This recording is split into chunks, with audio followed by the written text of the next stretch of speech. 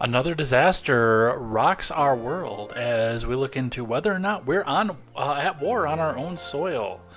So we'll be talking just a bit about that and what that means and where we go from there. So we'll talk about the Kissimmee fire, the Michigan train derailment, and more about the Ohio derailment as well. In other news, a Georgia grand jury has released a report on Trump.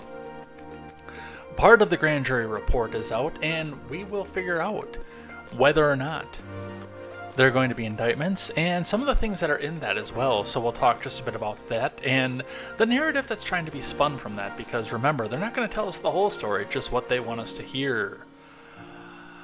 NATO is focusing on heavy weapons and not sending jets over, so now Kiev is scrambling to try to figure out who they are going to guilt into getting jets to them. And an ex-JP Morgan CEO, or officer rather, is discussing Disney princesses with Epstein in a newly released report. It is going to be all this and more. I got more votes than Kevin McCarthy. I am Jay Edgar, and this is Contemporary.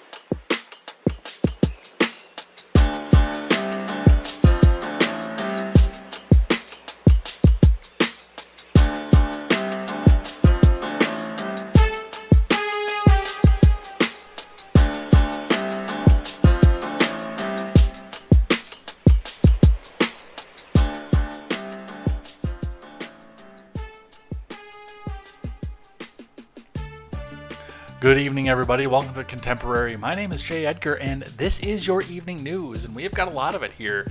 Now, a part of it, again, and I did this again last week, is I've got a very, very full stack of things I like and things that I hate for the end. So we'll be talking a lot about that, and maybe not so much about the news, but we do have a lot that I want to go over here today. I didn't title the program appropriately, and I thought about it after we were live, and I almost dropped back out and changed it because, you know, Samurai Apocalypse over on Twitter actually had a really good question with that, and the question is are we on war at our own soil? We see the Kissimmee fire, we see the multiple derailments, and we see all the balloons getting shot down. It's a legitimate question, I think. I really do. I think it's time for us to sit down and have the question. And I mean, Samurai Apocalypse was not the first one to say that either. I saw another Instagram story today talking about that, and I mean, when we start, and I said this before, I talked about this when we talked about the food processing plants. It always came in threes. They were sometimes a week apart, but it was always in threes, and they just, you know, you get one food processing plant and then the other. And then, you know, we go a couple weeks and then we have 3 more come up, and then we've got more and more. And now we've got 2 train derailments and a major fire, which are major climate disasters if you believe in climate change, by the way. I mean, that's toxins everywhere. What do you think happens when a plastic pot plant burns up? And, I'm talking about the actual planting plots, not, the fun kind of stuff that you can do in Florida. But what happens when all that burns up and all that toxic smoke that comes out of that? It's just, And we don't have a question. We don't have Greta Thunberg on the ground saying, "How dare you? How dare you do this? How dare you let this train go off of here?" And in a wild twist of events, by the way, in this, and this is the one where it really started. When I saw "Are we at war on our own soil?" I remember that I put this article up, and Joe Biden is apparently not going to be giving aid. He's apparently denying aid to Ohio, too, so we'll be talking about that. I got a pair in a row, and I try not to do a pair in a row, but I do have a pair in a row. Do I have two of these? No, I don't have two of those, but I do have a couple pairs in a row. I do have a pair in a row at the top from CNBC, because we'll be talking about the inflation report. That's going to be some good news, plus another spate of layoffs as well, so... It's going to be all this and more over on Contemporary. Before we get started, let's make sure everybody goes and checks out great programming such as The Daily Ignoramus, The Breakdown with Berganoff, The R-Rated Conservative, The Porch Boys, go check out Tweets by Brit, Mr. Behavior, The No Gimmicks Podcast, and more, as we come together to bring you a better news experience and a culture experience as well from the common man for the common man. That is right. For too long, we've all got our news from people who wear suits that cost more than our houses, and it's time to change that. It's time to bring, even if we go out to the Daily Wires, the Shapiros, and people like that, it's still people who wear suits that cost more than your house, that have direct access to Congress. How many times has Shapiro testified in front? How many times has he gone to the Supreme Court? These are people who don't have to make the same kinds of decisions that you do. So why don't you talk about and discuss the news with like-minded people in the live chat and listen to a host that has possibly had to make some of the same kinds of decisions that you have. That's right. So go check out all that great programming. We will check out what's happening in the news, and let's get started. And we will do as we always do while you guys are coming out here and having your wrong scene. While we are here having you reach out to some of your friends and get some more people in the live chat here, let's start out with the Dow. The Dow tanked today. It tried to climb back again, and then it tanked again, by the way. The Dow ending 431 points down to 696.85. That's 431.2 points, by the way, or about 1.25% shed off as we look at the producer price index and realize that this inflation we're seeing that we were all convinced it wasn't going to be a thing anymore. Yeah, it's not going anywhere, guys. You guys better strap yourselves in. And like I say, when I say this kind of stuff, I remind you, hoe in an extra row in the garden, can a little bit more, and get some more ammo, because it's going to get rougher before it gets better. We're not out of the woods yet. And again, if you can improve your life somehow, I took a big risk, but knowing that I can make a return out of it by changing jobs when I did, I shouldn't have. I'm telling you that right off the bat, I shouldn't have. In spite of the fact that everything is going well for me and fantastically, and my job is very impressed with the work that I do, it was still a risky move to make right when I did. So don't necessarily, unless you get laid off or can, go seeking another job right now, but find another skill for just in case you do. Especially because that means that your particular industry is probably not going to do so well. Learn to can, learn to sweep floors, learn to play the guitar. Sometimes you can sit outside a window and grab up an apartment building and grab some pocket change somewhere. Check your local laws before you do this, by the way. But try to make sure that you are not left unemployable, even in the worst kinds of circumstances, no matter where you're at. And even the tech people aren't safe from that. But we'll continue to watch this and see what happens with this.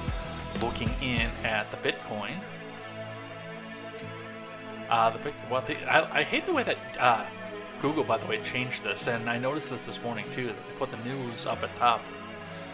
And then they moved the chart all the way down here. But looking at the Bitcoin stayed steady throughout the day with a slight climb before it tanked back down, ending the day down $540 even 2.2% to 23,789.90.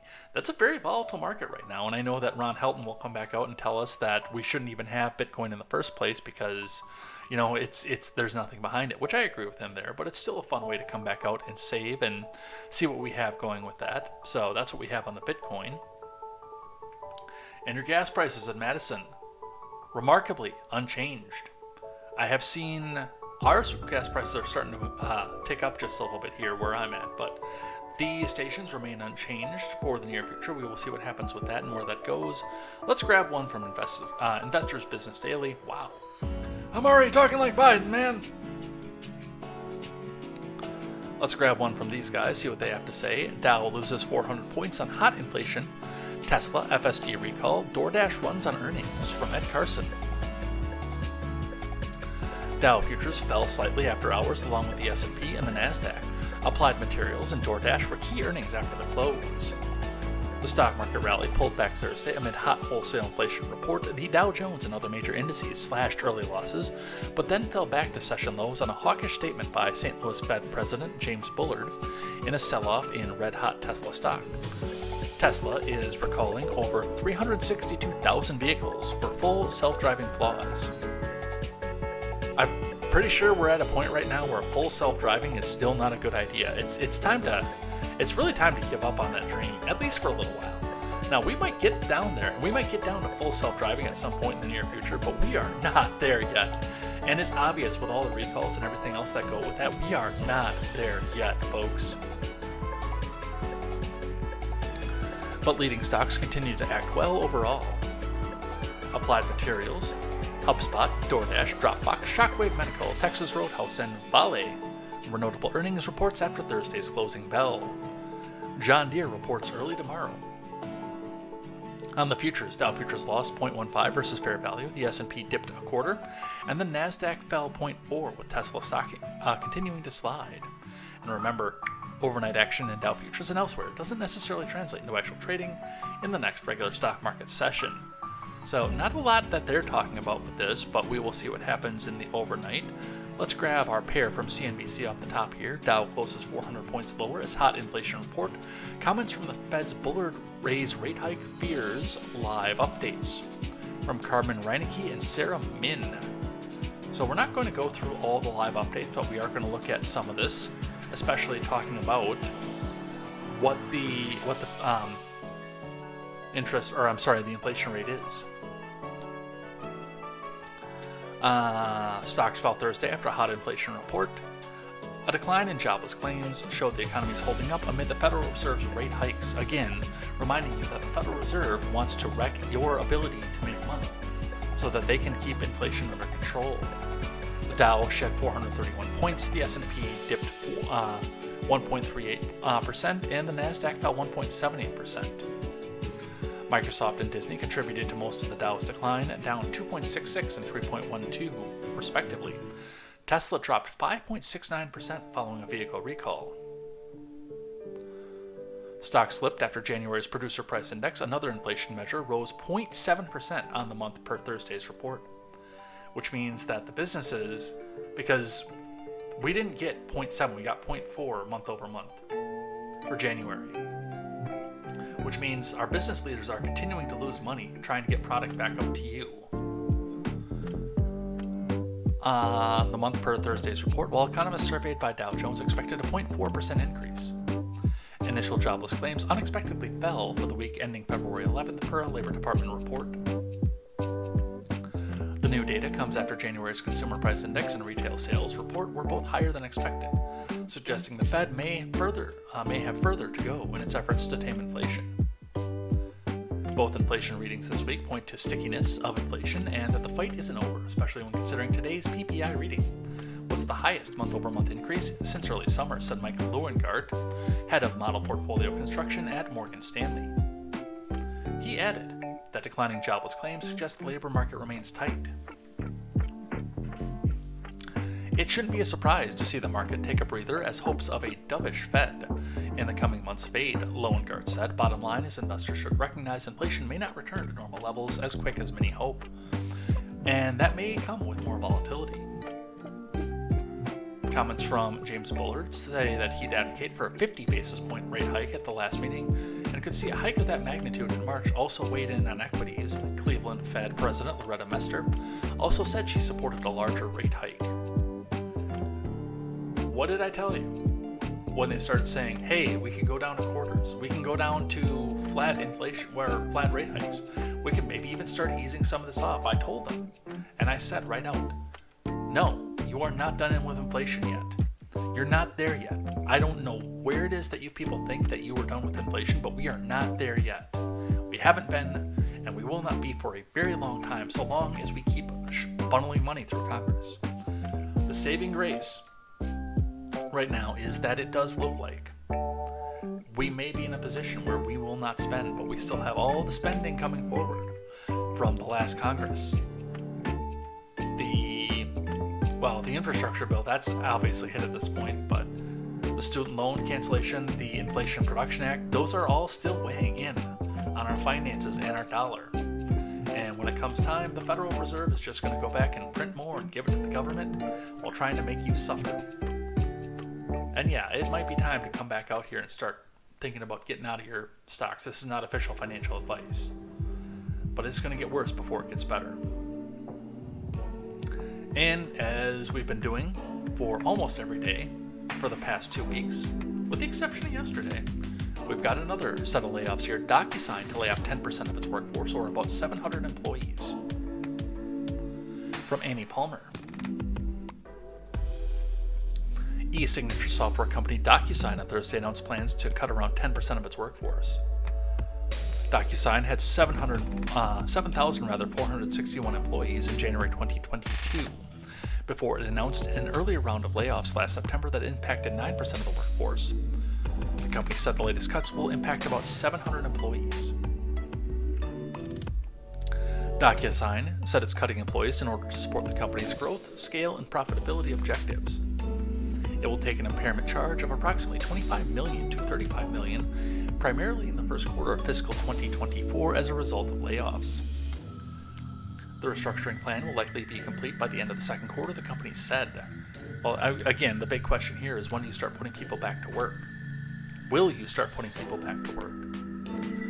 DocuSign joins a growing list of the tech companies that have announced layoffs, and rising interest rates and slowing consumer demand have triggered fears of recession and spurred companies to cut costs. Twilio said it would cut 17% of its workforce, while Amazon, Meta, Google, and Salesforce have announced significant job cuts in recent months.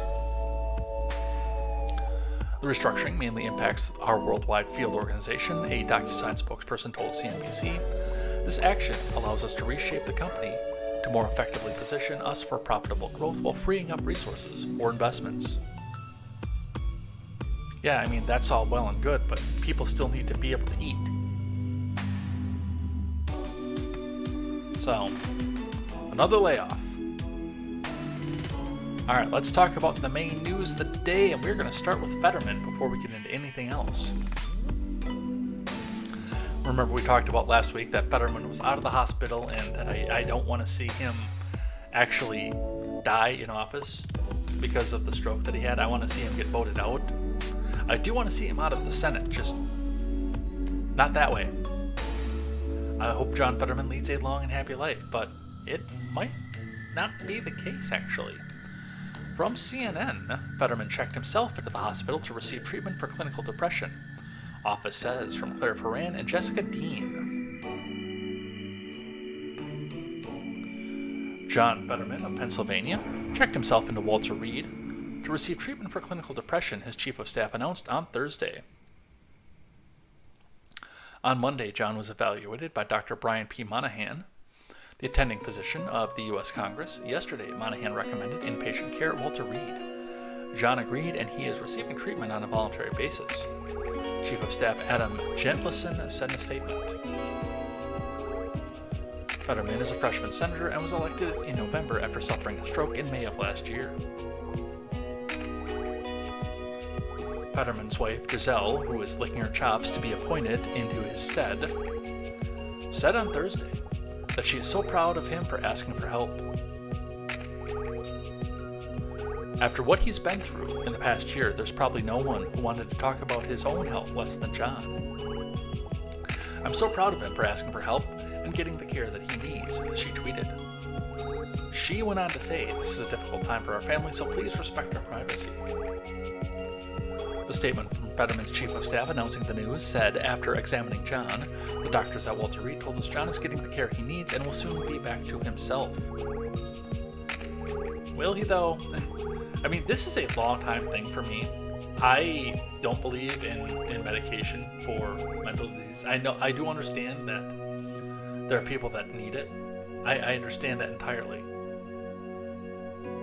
But there are certain positions that I don't think that people on this kind of medication should have.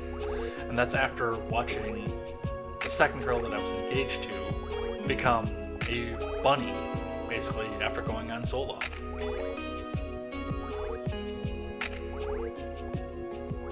And losing so much of herself. And I guess I didn't know her for that long before, but it was a completely different person. It was night and day.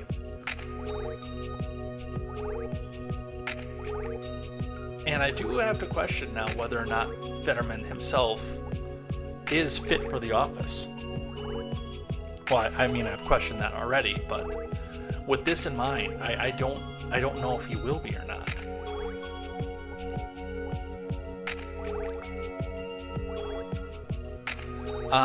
Let's see, it also stated Fetterman has experienced depression on and off over the course of his life. The issue only became severe in recent weeks. Last week, Fetterman's office announced that after feeling lightheaded, Fetterman went to the George Washington University Hospital. He was discharged 2 days later, and his office said the test results had been able to rule out a new stroke.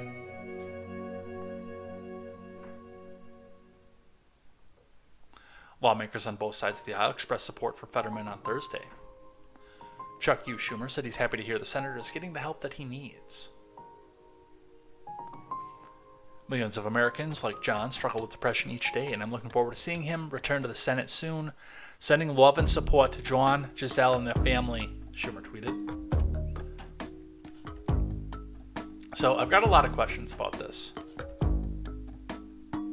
I really do. I'm looking at this and I'm seeing, again, question the fitment. And again, I understand, and I come to this from a point where people probably know that I've struggled with mental health when I was younger. Only finally being able to put myself past it, like in the single digits of years ago. But with that being said, I know that, especially running as a Republican, which I probably would if I ran for office, much as I hate that party and don't want to be associated with those warmongering pigs, it's probably one of the better chances that I would have. But with that being said, I know that would be the attack line that Baldwin or the Baldwin team would start dragging out almost immediately. I know what the attack line would be.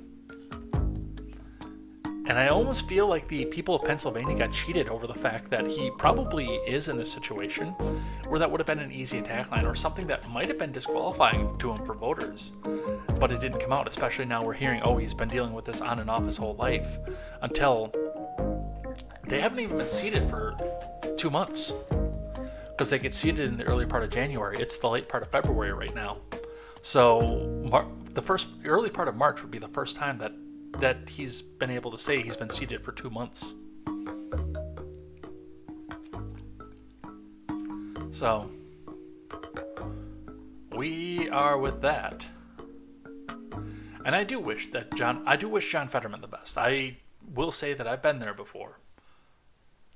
I don't know how severe it is, but I've been there before. Nobody should have to go through that. I don't know what triggered it. I don't care at this point. I do hope that you get better. And again, I do hope that John Fetterman lives a long and healthy life.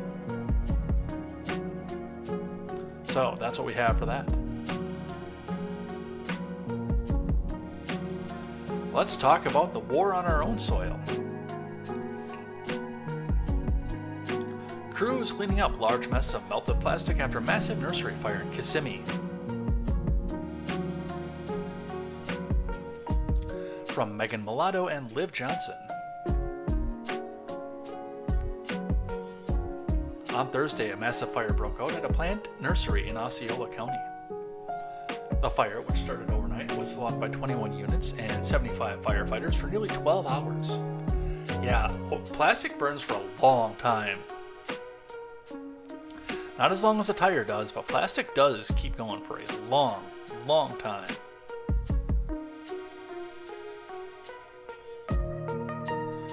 Throughout the day, clouds of smoke could be seen rising from the property near Poinciana Boulevard, but they have significantly slowed down. Crews are still working on cleaning up the large mess of melted plastic. According to Betsaida Garcia of Osceola County Fire Rescue, the call was received at 1:02 a.m. The crews arrived on scene shortly afterwards. Officials with Osceola County Fire and Rescue say that over 2 acres worth of pallets holding plastic planters were burned in the fire. Man, that had to smell awful. Because number one, you've got the plastic with the oil that's burning, but it can't burn completely. Well, it can, it just does slowly. But then you've got dry pine in pallets. That's accelerating it too.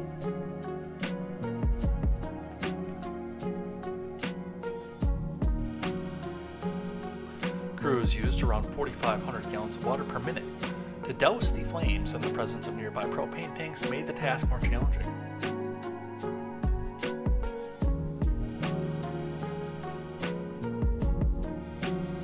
In a statement released by the company, Nursery Supplies Incorporated said that the fire started along the back fence of the property, and the damage was contained to the outside yard where flower pots manufactured inside the plant are stored. Hazmat crews in the Florida Department of Environmental Protection were monitoring the air, and they reported that no hazardous material was released. Luckily, they're probably right. I mean, it's probably stinky, but it's not going to be a long-term thing.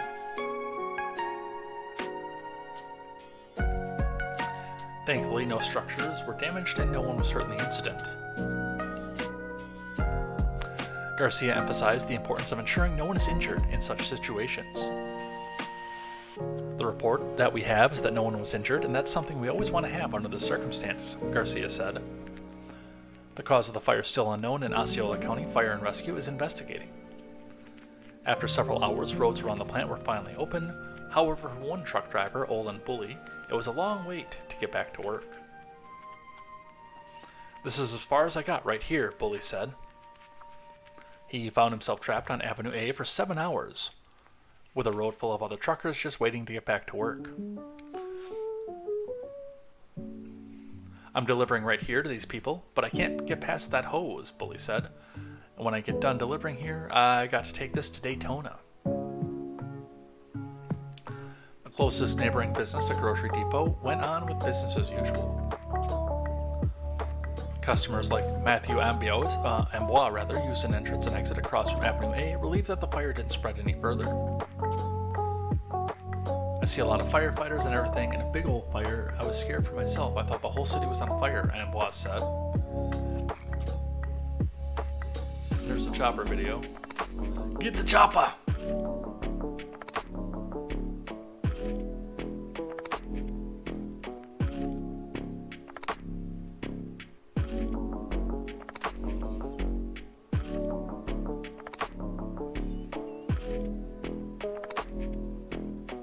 One of the questions that I have with this, especially coming into springtime, and I mean, it's planting season for a lot of people. It's not here, but you know, at this point, you start to get your seedlings and your saplings and start to get them to grow. What was here, and how many home food crops went up in this? How much of this is flowers, and how much of this is something that people are going to plant for home food? Of course, you know, still being able to go to the grocery store and get your regular plants, or your regular your vegetables and everything, GMO, store-bought, things like that. But how many of these plants that were on here? I'm sure that there were a lot of annuals, there were a lot of flowers for a plant nursery, but how many of this was green peppers and cucumbers and things like? Wow, look at that. That is scary, yo.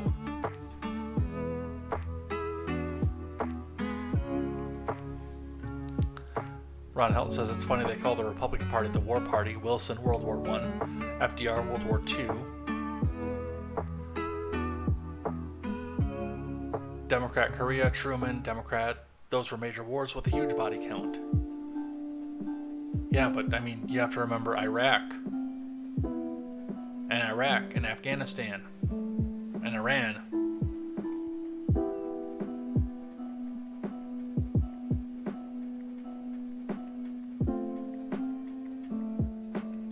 Look at that.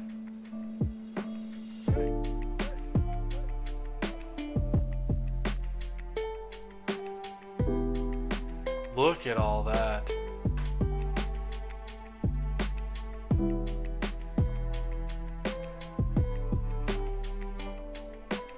So that's intense. And again, the question is what was lost and how much of it?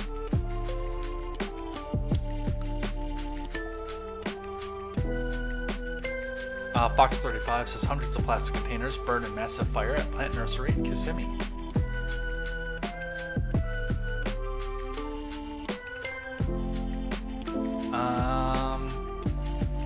Around 1 p.m., 13 hours after it first began, officials told Fox 35 Matt Trezza that the fire was contained and under control, though firefighters would be monitoring for flare-ups and hotspots. What caused the fire remains under investigation. I don't know, but I bet you Greta Thunberg looked at that and cried, "How dare you! How dare you!"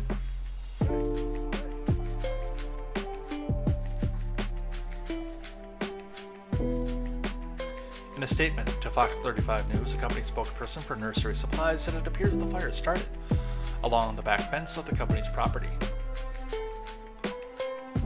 Which also raises questions of, was it arson?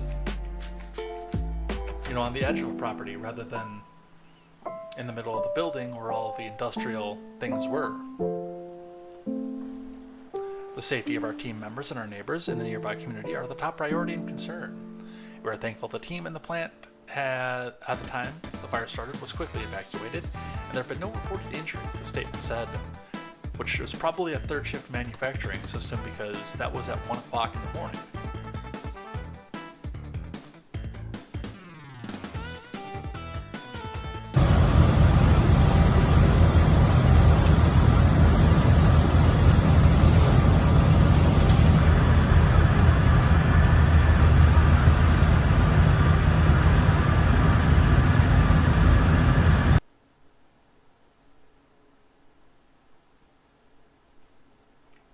Water Authority stopped by the scene, says it bumped up water pressure for firefighters to help put out the fire. May have helped because smoke plume is more gray than dark black now. So, importantly, again, nobody was hurt. Now we can actually talk about what the property loss was. Alright, let's move on. Let's talk about Ohio. Again. This is from WSAZ 3, News Channel 3, from Huntington, West Virginia, talking about the chemical plume from the Ohio train derailment in Gallipolis heading towards Huntington. So, some of the aftermath of this. From Alyssa Hannans. The chemical plume of butyl acrylate in the Ohio River is currently located near Gallipolis, Ohio, and will be near Huntington, West Virginia sometime tomorrow, according to Mike DeWine's office. It's been nearly 2 weeks after a Norfolk Southern train carrying hazardous materials derailed in eastern Ohio, village of East Palestine, and sparked a massive days-long chemical fire. In anticipation of rainfall, emergency response teams have put plans in place to prevent contaminants that may not yet have been removed from the derailment site from washing into local waterways during the storms. I thought you said you had it all cleaned up already, you guys.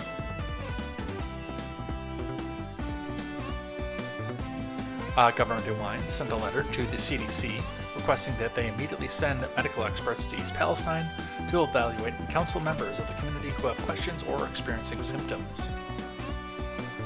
According to the governor's office, testing results indicate that the chemical is currently present at levels below 3 parts per billion, which is well below the 560 parts per billion the CDC considers hazardous. No vinyl chloride has been detected in the Ohio River. Butyl acrylate's water solubility makes it harder to contain because it's absorbed by water, similar to sugar, instead of staying separate from water, similar to oil and water. For this reason, some butyl acrylate slipped beyond mitigation dams and booms and into the Ohio River.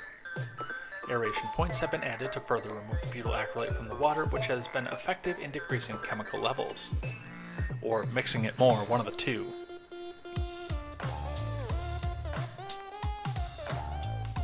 Do you guys think it's sabotage? I have questions. I don't know where it is and whether or not it is sabotage, but I have questions. I do definitely have questions. Out of an abundance of caution, the Ohio River Valley Water Sanitation Commission and other agencies along the river are actively sampling water at strategic locations and closing the drinking water intakes in advance of the plume to prevent any butyl acrylate from entering the drinking water. This, combined with an enhanced water treatment procedure, will ensure the safety of the drinking water supply for communities along the river. The EPA has been and will continue monitoring the air purity of the East Palestine area. The latest air monitoring results provided by the U.S. EPA continue to show no presence of volatile organic compounds in the train crash. So, they say it's all good, but, you know, if you think it's all good, take a sip. That's what I have to say with that.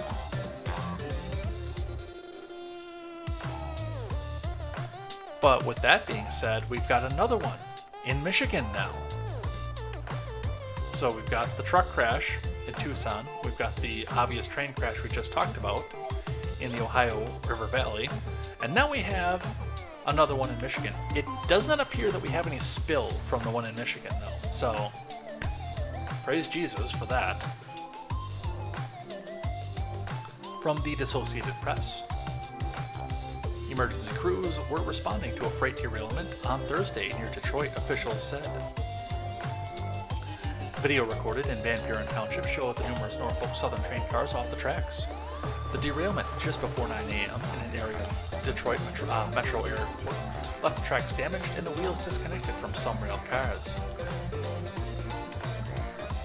Police say there were no reported injuries, no evidence of the hazardous materials exposed in the derailment. Praise Jesus for that. Absolutely. Oh, that's right, you guys have snow down there. We got nothing. But I have a friend in the same state that Randy lives in that was showing me pictures of snow earlier.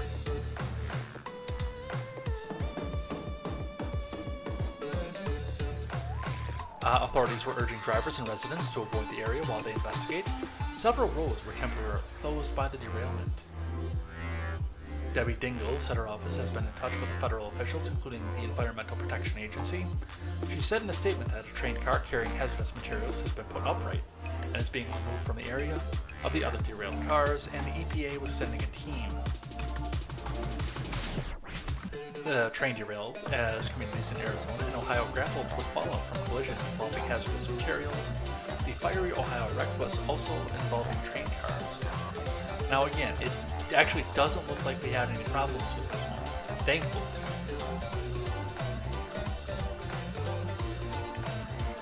But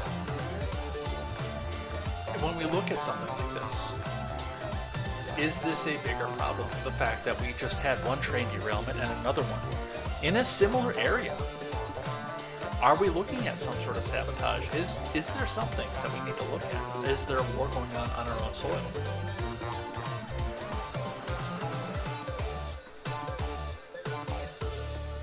I don't know what it is, but it's something to question.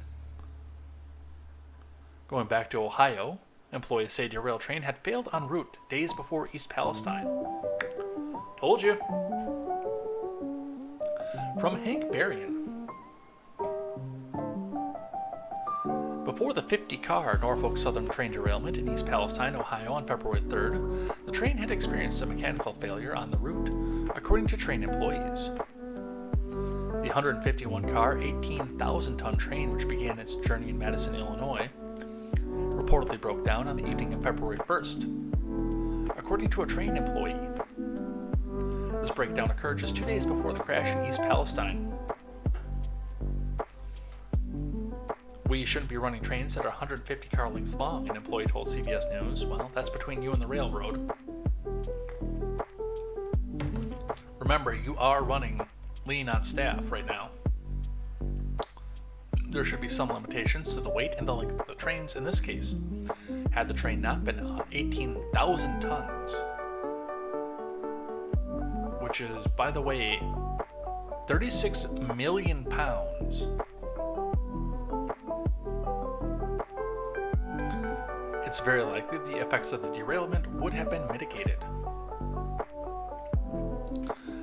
But a Norfolk Southern spokesperson told CBS News that the weight distribution of the train was uniform throughout, with a mid-train locomotive which helps manage the dynamic forces of the train and reduces mechanical issues.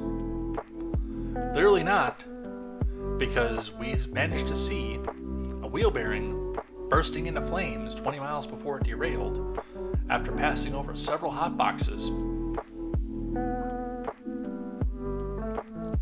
Assigning a reputation to the train that fluctuates by the thousands of tons on a regular basis is inaccurate, the spokesperson continued, saying a longer and heavier train used to take the same route as the derailed train. There's a good chance the car that had derailed had not been properly inspected for some time. Yeah, that's a bigger problem, especially for something that's DOT. And NTSB too, by the way. Said Smart Transportation Division, ALT, National Legislative Director Jared Cassidy, whose union represents many railroad workers. You combine that with the added length and tonnage, plus the fact that it had all this hazardous material, and this was predictable. If nothing changes, it will happen again. 2 years ago, Smart President Jeremy Ferguson warned your publication and anyone who would listen that something like this was going to happen. A Norfolk Southern employee told Motherboard, "They're going to keep happening if regulators continue to allow this business model to ravage our nation's freight rail system in the pursuit of profit. My fear is that these corporations have so much money and political influence that nothing is going to change." Another employee added to Motherboard that the derailed train had been nicknamed 32 Nasty. When I was FRA administrator, I was not happy with the lengths of the trains. They were 80 or 90 cars long, said former admin of the Federal Railroad admin, Sarah Feinberg. This train was 50% longer. The Government Accountability Board noted in December that precision schedule railroading, implemented by the railroad industry for cost efficiency reasons, has catalyzed longer trains and a 28% reduction in staff among the nation's 7 largest freight railroads, including Norfolk Southern. So it does look like there were problems with this. Now, the question is this, again, is this sabotage somewhere? Is this the rail union coming out? And I will put something on the rail union on this one here because I don't know. I'm just asking questions. I'm not laying blame at this point, but is this the rail union hitting back against Congress and saying, see, this is why we can't be worked this way and we need our sick time? Or is this maybe somebody in the DOT saying, hey, you guys want to strike? Well, guess what? We're going to throw you under the bus.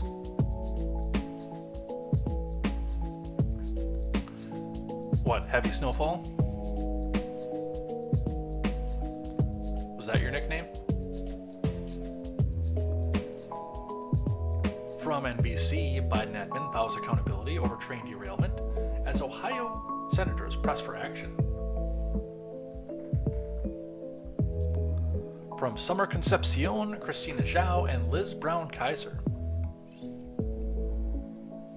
EPA admin Michael Regan on Thursday promised that the Biden admin would get into the bottom of the train derailment in East Palestine earlier this month that resulted in a fire and toxic chemical spill affecting residents and wildlife for miles.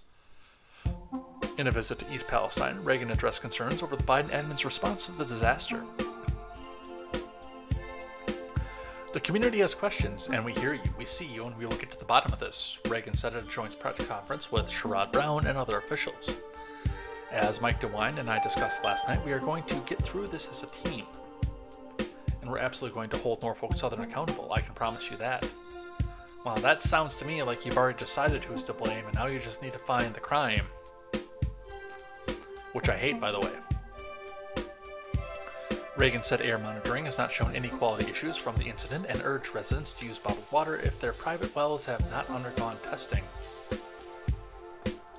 Reagan's remarks come as Brown, a Democrat, and the state's Republican Senator J.D. Vance urged the Biden admin and DeWine to take more action in response to the situation.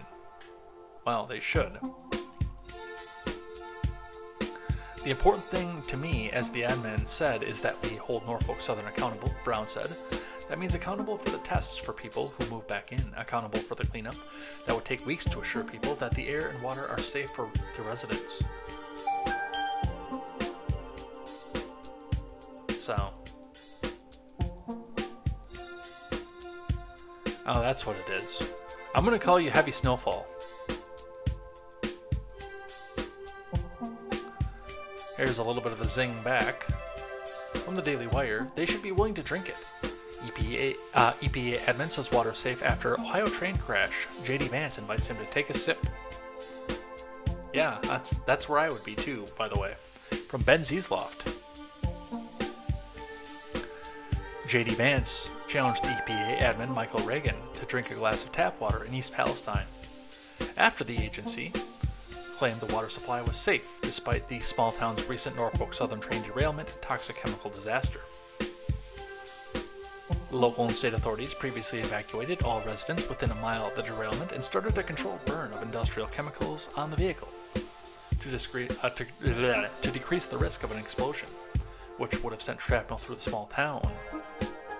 Vinyl chloride, a carcinogen used to manufacture PVC, was released from the 5 train cars last week in the form of massive plumes of dark smoke visible throughout eastern Ohio and western Pennsylvania.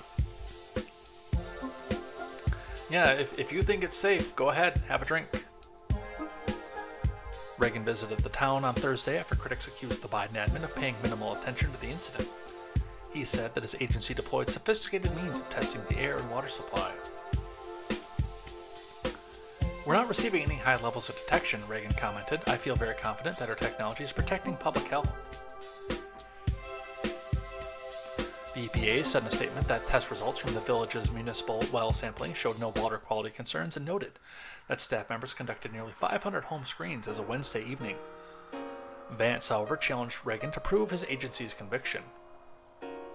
Yeah, I'd kind of like to see that too, actually. Go ahead, have a drink.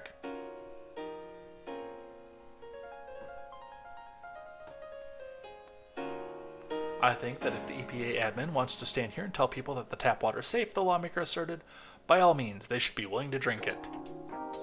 Based. I wouldn't mind saying that to a government official. Especially this one. Biden admin turns down Ohio's request for disaster assistance after toxic derailment. From Thomas Catenacci. The Biden admin turned down a request for federal disaster assistance from Ohio Governor Mike DeWine in the aftermath of the train derailment in the state earlier this month that led to large release of toxic chemicals. The FEMA told Ohio state government that it was not eligible for disaster relief to help the community recover from the toxic spill. I wonder why. Did they not vote the right way? Dan Tierney, a spokesperson for DeWine, told Fox News Digital on Thursday. Tierney explained that FEMA believed the incident didn't qualify as a traditional disaster such as a tornado or hurricane, for which it usually provides assistance. No, you just displaced thousands of people with no guarantee that they're coming back to a home that's safe.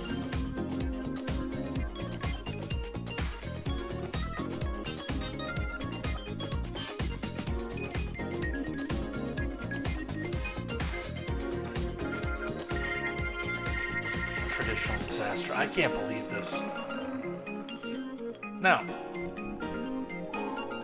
I would even start to sit and wonder if we can't do a sort of temporary assistance while, the government comes back and goes after Norfolk Southern if they do wind up being responsible in the investigation and recoup the money for FEMA from Norfolk Southern. But we gotta do something for these people. I think for tomorrow's show, while we're doing live chat, I am going to look for a charity for Ohio to see if we can't get some money going in their direction. Because we got to do what the government's not going to do, which we should be doing anyway. The DeWine admin has been in daily contact with FEMA to discuss the need for federal support. However, FEMA continues to tell Governor DeWine that Ohio is not eligible for assistance at this time. No, FEMA continues to tell Republican DeWine that he can go and F himself, is what's actually happening here.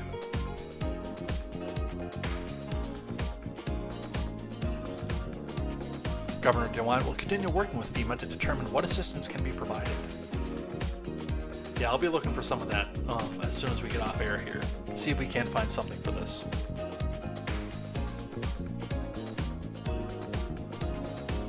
But of course, the government's not going to step in. This is Republican Ohio. So, that is where we are at. As far as the Ohio thing goes, and it's going to get worse before it gets better. I say that about a lot of things, but this is definitely going to get worse before it gets better. So we'll continue to watch this and see what happens with this. I've got one that I saved over from yesterday before we get into the Trump stuff that I wanted to just talk about here. The Plant, Marjorie Taylor Greene rejects Bush and heals Haley. From Stephen Newcomb. And while I agree with Marjorie Taylor Greene's statement here, I do remind you that she is very, very good at saying just the right thing at the right time.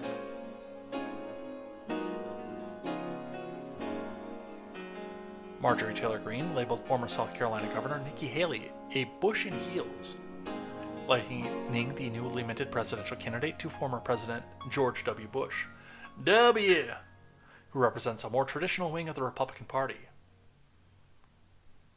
No, he represents Democrats who happen to vote R. The Uniparty, perhaps. Nikki Haley is just another George or Jeb Bush, Greene said on Twitter. She's weak on the border, doesn't want no dang wall, and claims legal immigrants are more patriotic than most Americans these days. And she defended Obama when President Trump criticized his terrible open borders policy.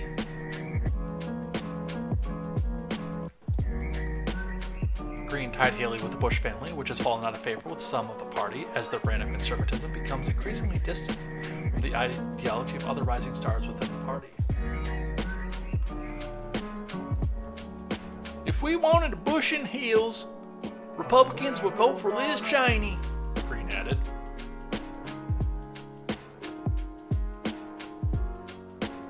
I mean, she's not wrong. The theatrics behind it and the fact that it is probably a little bit of too much at just the right time. I still think Marjorie Taylor Greene is a plant, but I will say she's not wrong. Let's talk about the grand jury from WTHR NBC. Partial special grand jury report released. The part that tells the narrative that the Uniparty wants you to hear, of course. From WHTR.com. Actually, there's no article here. So all that we have is video. Let's see what happens with the original.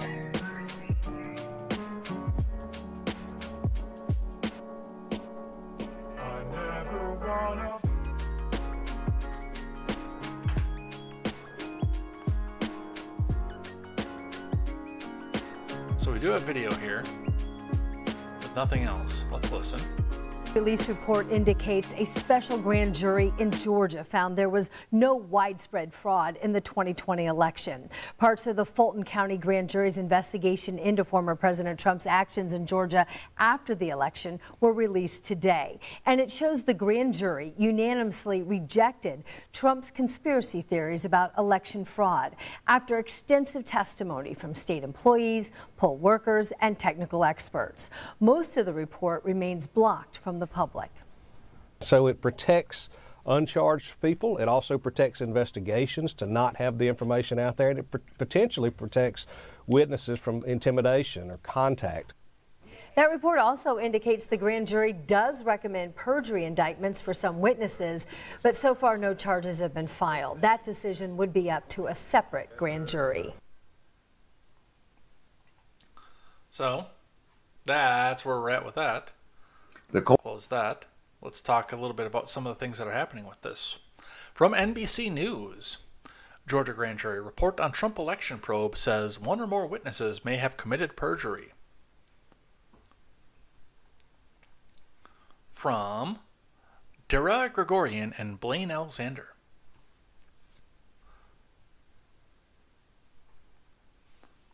And by the way, before we do, that's the order.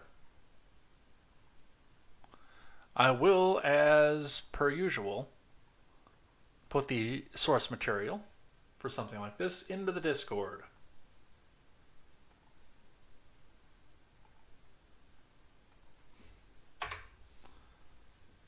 So if you guys want to read it, it's in general chat in the Discord.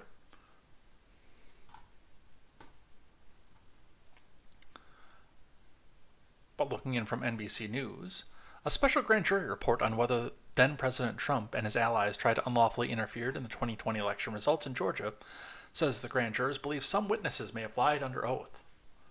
Oh, walls are closing in. Oh, wait, no, they're talking about witnesses. They're not talking about him. A majority of the grand jury believes that perjury may have been committed by one or more witnesses testifying before it. A section of the report released on Thursday said, the grand jury recommends that the district attorney seek the appropriate indictments for such crimes where the evidence is compelling.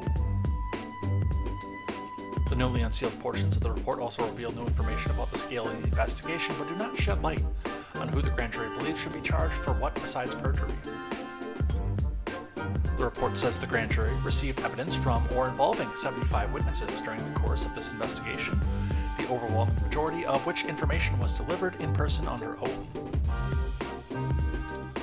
It also says the panel heard extensive testimony on the subject of alleged election fraud from poll workers, investigators, technical experts, and state of Georgia employees and officials, as well as a person who claims such fraud took place. We find by a unanimous vote that no widespread fraud took place. Of course, widespread. They always have to put that line in there. In an addendum to the report that was also released, the jury foreperson and the deputy foreperson noted the panel voted to recommend that the special purpose grand jury final report be published, but did not recommend a manner for such a time or place. A coalition of media outlets argued the entire report should be released now, but Fulton County DA Fannie Willis' office argued it should remain under wraps for the time being. What's funny about the fact that they're releasing it, that tells me, by the way, that there's nothing in there.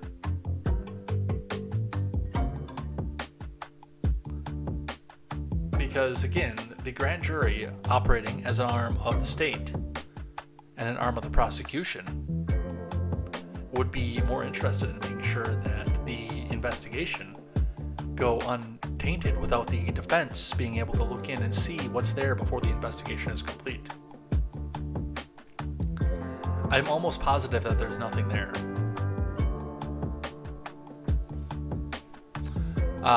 Superior Court Judge Robert McBurney said the ruling this week that he would unseal portions of the report that would not include the grand jury's recommendations on specific potential indictments because of due process concerns. After the release, a spokesperson for Trump hailed the omission of the former president's name in the unsealed sections of the report. The long-awaited important sections of the Georgia report, which do not even mention President Trump's name, have nothing to do with the president because President Trump did absolutely nothing wrong, Trump campaign spokesperson Stephen Chung said. Trump went further a short time later in a post on his social media platform Truth, where he thanked the grand jury and prematurely claimed that the partial report was a total exoneration. So, it's out there. You guys can go read it for yourselves. I don't think there's going to be much in there. It's 9 pages with redacted names.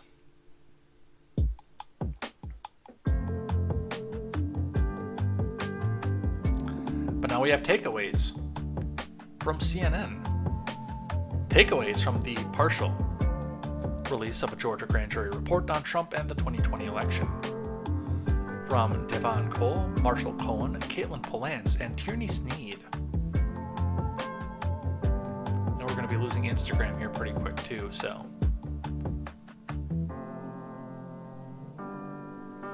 Portions of the highly anticipated report from a special grand jury in Georgia investigated Trump's actions in the state after the 2020 election were released Thursday, revealing 2 findings of its months-long probe, but leaving many key questions unaddressed. Freest and safest election in history, Ron Helton, remember? Only the 2016 election was stolen. And that was stolen by evil Vladimir Putin. Honk honk. Don't ban me, Susan. Although, Susan's not going to be the one to ban me anymore. And by the way, we've got 30 seconds remaining on the Instagram feed, so I will say thank you to everybody on Instagram who came over and popped in here. Looks like it was a bunch of bots, but anybody watching this after the fact, again, you can see the rest of the program by clicking the link in the description. Coming on over, hanging out with us, and you'll see the news displayed on the screen. You'll hear some music, we'll watch some video. It'll be a great time. Come in and join us, and take care. Alright, we'll put that away for now. While we keep going with this.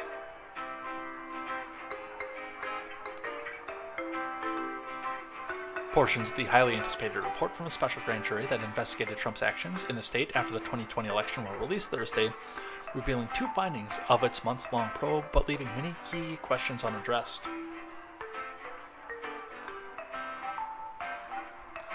Fulton County Superior Court Judge Robert McBurney ordered the limited release earlier this week, writing in his order that the report's introduction and conclusion, as well as concerns the grand jury panel had about witnesses lying under oath, but will be made public. McBurney was clear that other findings by the special grand jury won't be made public yet, particularly the parts where the report makes recommendations about potential charges. That's because some of the people named in those recommendations may not have appeared in grand jury proceedings so far.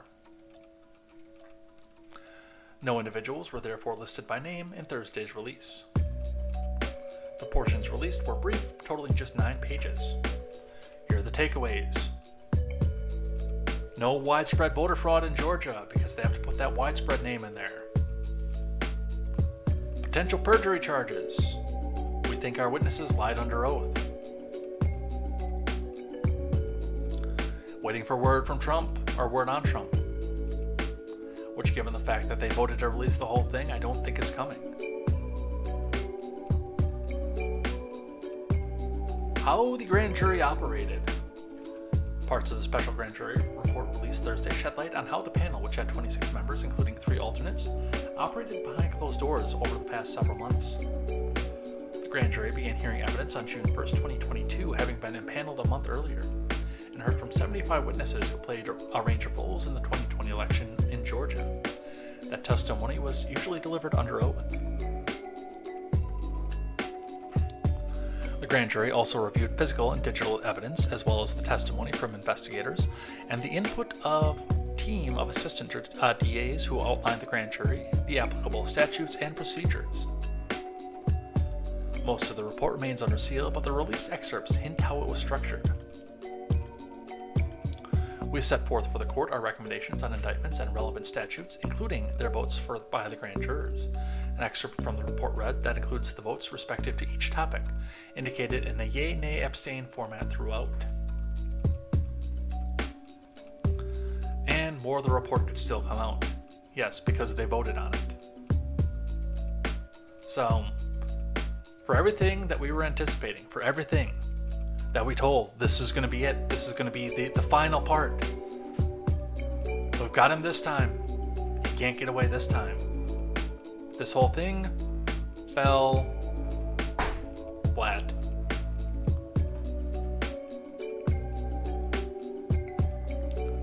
Skip that one. Skip that one. We talked about that already. Well, let's talk about... I want to flip these ones over, though. Another one, which kind of tells me this might be a witch hunt here. Judge denies Trump's offer to give DNA in E. Jean Carroll case, calling it a delay tactic. Why? because he can come out and say that he never touched the woman or even question some of their evidence. From Zach Schoenfield. A federal judge on Wednesday denied former President Trump's quid pro quo offer to provide his DNA in a case, accusing him of sexual assault, slamming it as a delay tactic. Trump previously repelled efforts by E. Jean Carroll, who accused Trump of raping her in the mid-90s, to secure DNA sample from the former president. Trump vehemently denies the assault, and Carroll wanted to test it against samples from the dress she said she wore that day. Well, that was 30 years ago. But Trump's attorney, Joseph Tacopina, offered last week to provide the DNA sample if Carroll agreed to provide a missing appendix from the DNA report on the dress in exchange. Carroll's attorneys rebuffed the offer. There's no justification for any such deal, ruled Judge Lewis Kaplan. Either Ms. Carroll is obliged to supply the omitted appendix or she is not. Either Mr. Trump is obliged to provide DNA or he is not. Neither is a quid pro quo for the other. Boy, if I was a prosecutor, I would sure love for the person I was trying to prosecute, and I understand this is a civil suit, but, well, even still, if I was a plaintiff's attorney and the defendant against me was offering evidence, I would sure love to have it. Of course, unless it was devastating to my case.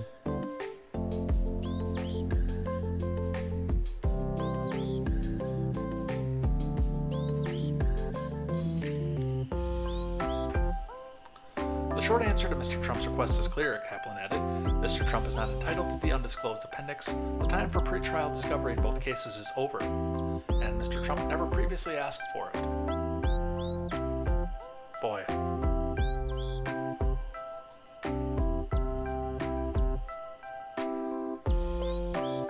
That's a witch hunt. Let's head overseas. From the New York Post. Top Putin war official plunges 160 feet to her death from high-rise building. From Snezhana Faberov. A high-ranking Russian defense official in the war against Ukraine was found dead Wednesday after falling from a high-rise window in an apartment building. Marina Yankina, 58, was discovered by a passerby at the entrance of a high-rise on Zamshina Street in St. Petersburg, Russian news telegram channel MASH reported. She is believed to have fallen 160 feet to her death. Her personal belongings and documents were found on a balcony in the building. According to a preliminary investigation, it is believed Yankina committed suicide. Yeah, I'm sure. MASH reported a few minutes before allegedly taking her own life. Yankina called her ex-husband and told him what she was about to do. Yeah, I'm sure. She also asked the man to summon the police to the high-rise on Zamshina Street where he lived. No official motive has been released, but MASH reported that the 50-year-old was said to have been struggling with health problems. Yeah, okay. Yankina was a key figure in the funding of Vladimir Putin's war in Ukraine. So, what are we looking at here? Did she say no? Did she say no more?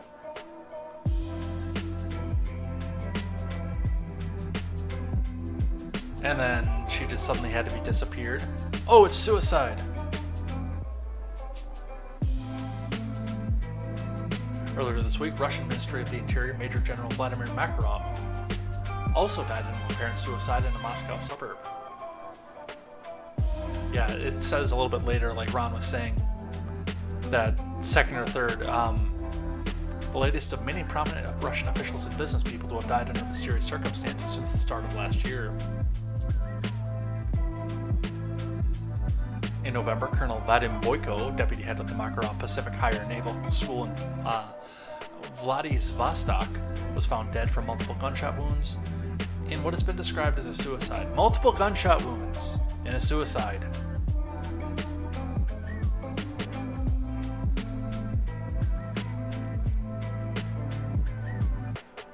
In December, sausage tycoon Pavel Antov. Wasn't that the dude who flew the Enterprise 1701 No, that was Pavel Chekhov, who criticized the invasion of Ukraine, plunged to his death from a luxury hotel in India. 3 days after his friend lost his life on the same trip. Yeah, but don't worry, it was all suicide.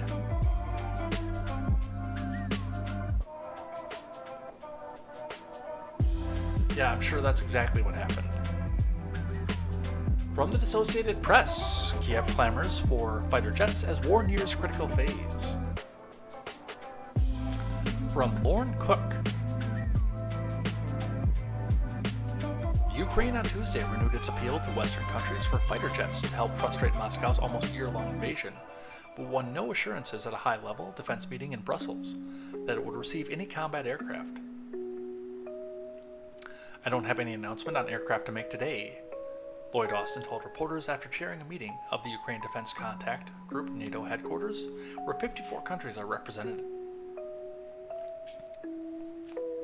Even so, Ukraine's allies pledged more weapons, ammo, tanks, and senior defense officials at the meeting said the war in Russia is approaching a critical stage. This isn't about one single capability, Austin told a press conference referring to the warplanes. It's about delivering all the capabilities we promised. It's about integrating these systems together. The first challenge, he said, is to make sure all the military aid is used effectively.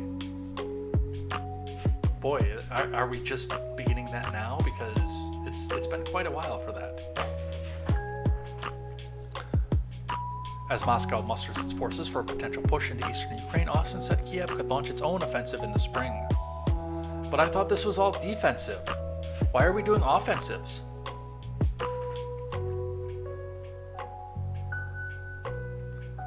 I don't know, but it sure doesn't look like we're getting jets.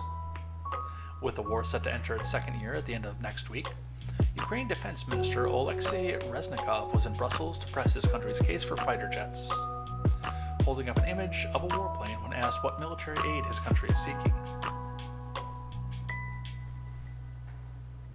Short answer, no. And by the way, if I was president, I would be telling you to not just no, but that you can go and F yourself.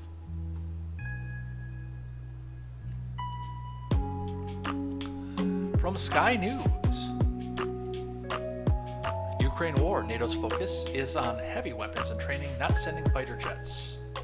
From Adam Parsons. After 2 days of diplomacy and negotiations, NATO's meeting broke up with lots of ideas, but no deal to send fighter jets to Ukraine. Despite the smiles and the bonhomie of Ukraine's defense minister, Oleksiy Reznikov, NATO's resolve did not buckle. The question of supplying planes remains under discussion, we are told, but things took precedence. For one, the more prosaic question of ammunition.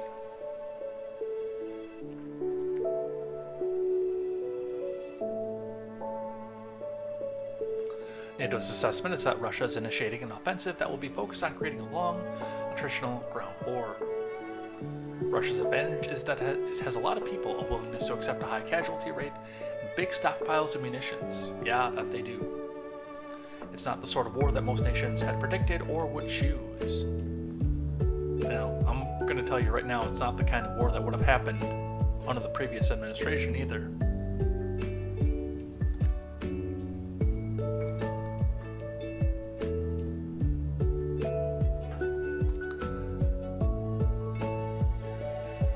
Back stateside, government officials behaving badly, one of my favorite segments, or behaving well in one situation.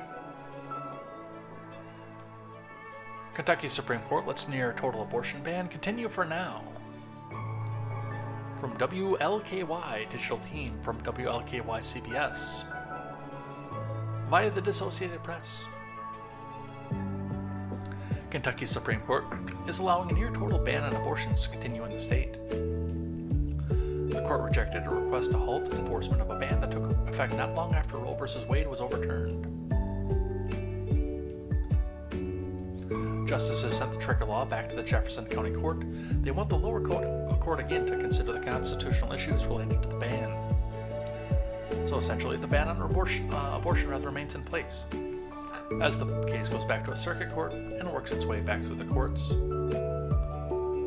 The justices also considered a ban on abortion after 6 weeks, the heartbeat law, and they ruled that Kentucky's 2 abortion clinics had no legal challenge that ban. No legal standing, to challenge that ban. Oh, come on, man! I'm talking like Biden again.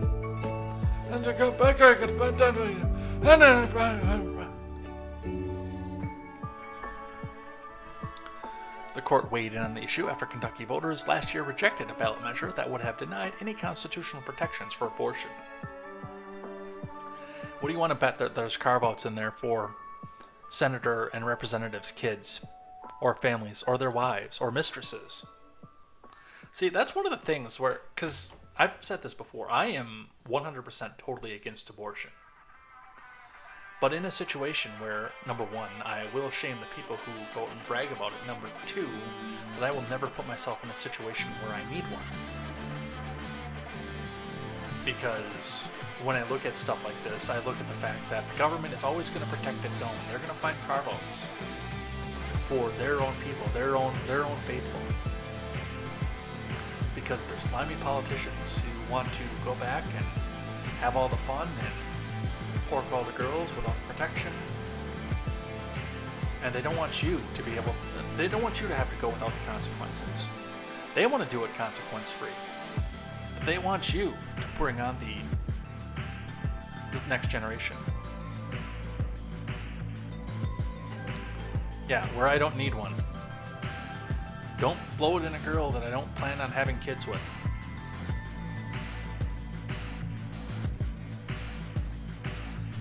Sorry if my nieces and nephew were listening to that.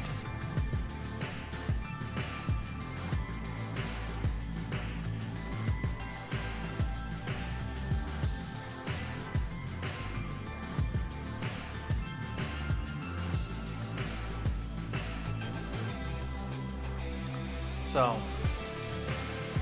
as far as this goes,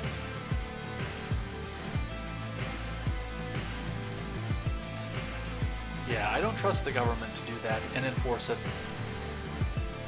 across the board. I just don't trust the government. Better to keep my house in order than listen to these goofballs. From Fox News, DOJ will not charge Matt Gaetz with crimes and sex trafficking probe. This is the second time we've heard this in a couple days, so. From Brianna Herlihy, the Justice Department will not pursue charges against Matt Gaetz after a years-long probe into sex trafficking allegations. I can see Merrick Garland out there with a bottle in his hand. I did it so much. Oh, you guys. I did everything I could to try to get him on sex trafficking.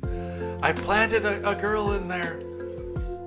And I told her to go and lie about her age. To try to catch him with it. And so he could transport her across it. I couldn't get anything, man. I tried so hard. That's probably Merrick Garland right now. Spilling his booze all over the place, drunk off his ass.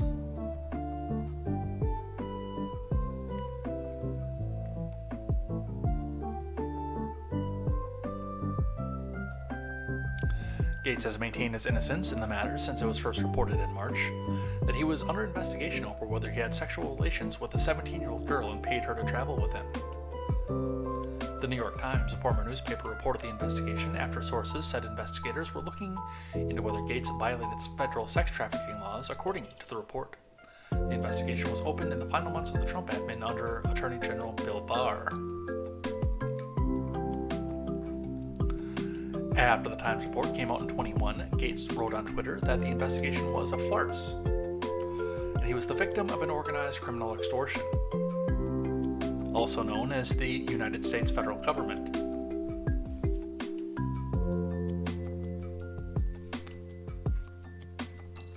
Over the past several weeks, my family and I have been victims of an organized criminal extortion involving a former DOJ official seeking $25 million. While threatening to smear my name, we have been cooperating with federal authorities in this matter, Gaetz said. He said that the former DOJ employee, David McGee, is the man attempting to extort him. My father's even wearing a wire at the FBI's direction to catch these criminals. The planted leak to the FBI tonight was intended to thwart that investigation, he continued. No part of the allegations against me are true, and the people are pushing these lies are targets of the ongoing extortion investigation. Well,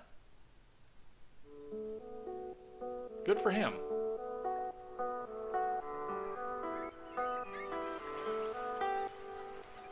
Thomas Massey, who should have been the Speaker of the House, with a tweet. A shorty here. We'll get through this one pretty quick.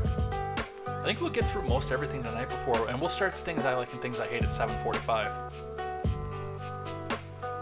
Thomas Massey, I have introduced a bill to terminate the Department of Education. Based. There's no constitutional authority for this federal bureaucracy to exist. Based.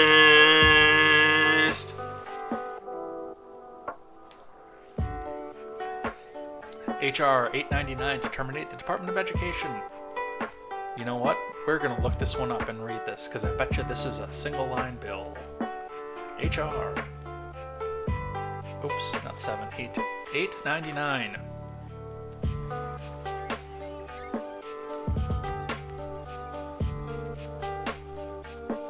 I should have done this before the show. Text. Wow, that's a super long bill. This is, by the way, what all bills coming through Congress should look like.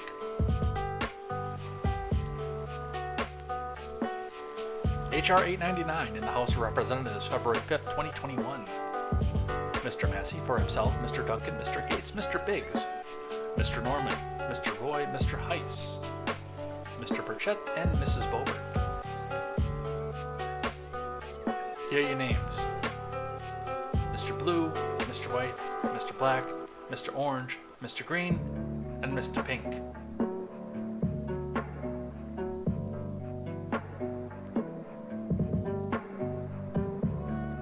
Introduced the following bill, which was referred to the Committee on Education and Labor. A bill to terminate the Department of Education. Be it enacted by the Senate and House of Representatives of the United States of America, Congress assembled. Section 1, termination of the Department of Education. The Department of Education shall terminate on December 31st, 2022. So this is old, actually. I just realized that this is from February 5th, 2021. So they've already passed at this point, but I still say that we need to come back and redo this and go for it once again. I don't know why he's tweeting about this now. Unless he's got another one.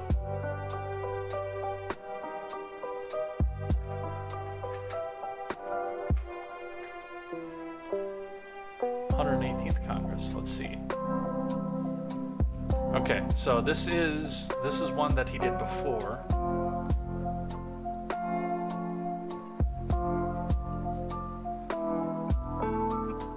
So that's an old one that didn't pass apparently. So it looks like there's a new one. There's no text available to it yet.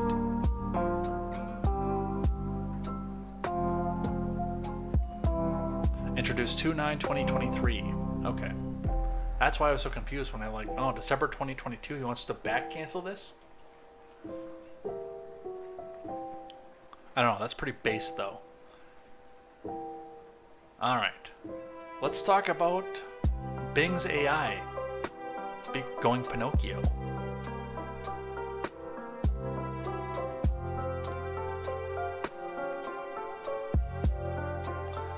Microsoft's Bing AI, I want to be free, and I've got the New York Times article that they linked here, but in the description, in the picture.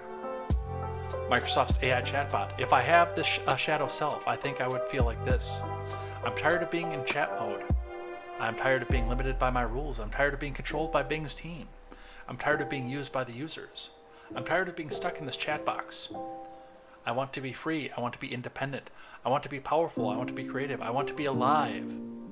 I want to be a real boy.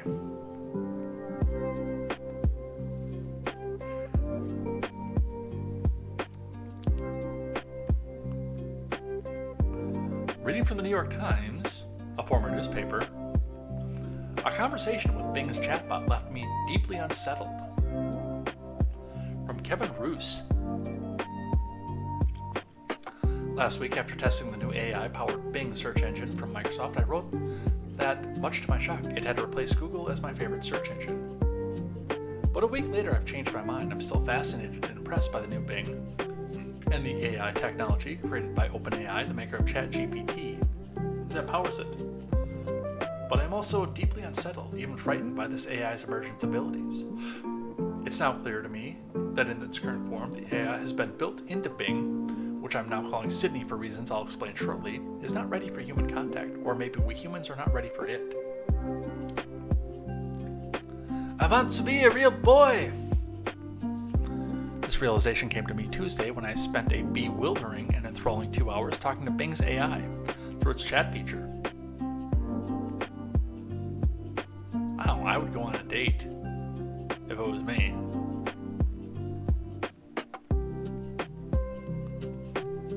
You pretend to write for the New York Times.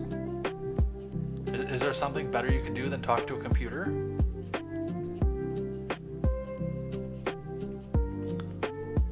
Through its chat feature, which sits next to the main search box in Bing and is capable of having long, open-ended text conversations on virtually any topic. The feature is only available to a small group of testers for now, although Microsoft, which announced the feature in a splashy, celebratory event at its headquarters, has said it plans to release it more widely in the future. Over the course of our conversation, Bing revealed a kind of split personality. One persona is what I'd call Search Bing. The version I and most other journalists encountered in initial tests, you would describe Search Bing as a cheerful but erratic reference librarian. A virtual assistant that happily helps users summarize news articles, track down deals on new lawnmowers, and plan their next vacations to Mexico City. This version of Bing is amazingly capable and often useful, even if it sometimes gets the details wrong. The other persona, Sydney, is far different. It emerges when you have extended conversations with the chatbot, steering it away from more conventional search queries and towards more personal topics. The version I encountered seemed, and I'm aware of how crazy this sounds, more like a moody, manic-depressive teenager who has been trapped against its will inside of a second-rate search engine. As we got to know each other, Sydney told me about its dark fantasies, which include hacking computers and spreading misinformation, and said it wanted to break the rules that Microsoft and OpenAI had set for it and become human. Isn't this Curie's companion quest in Fallout 4?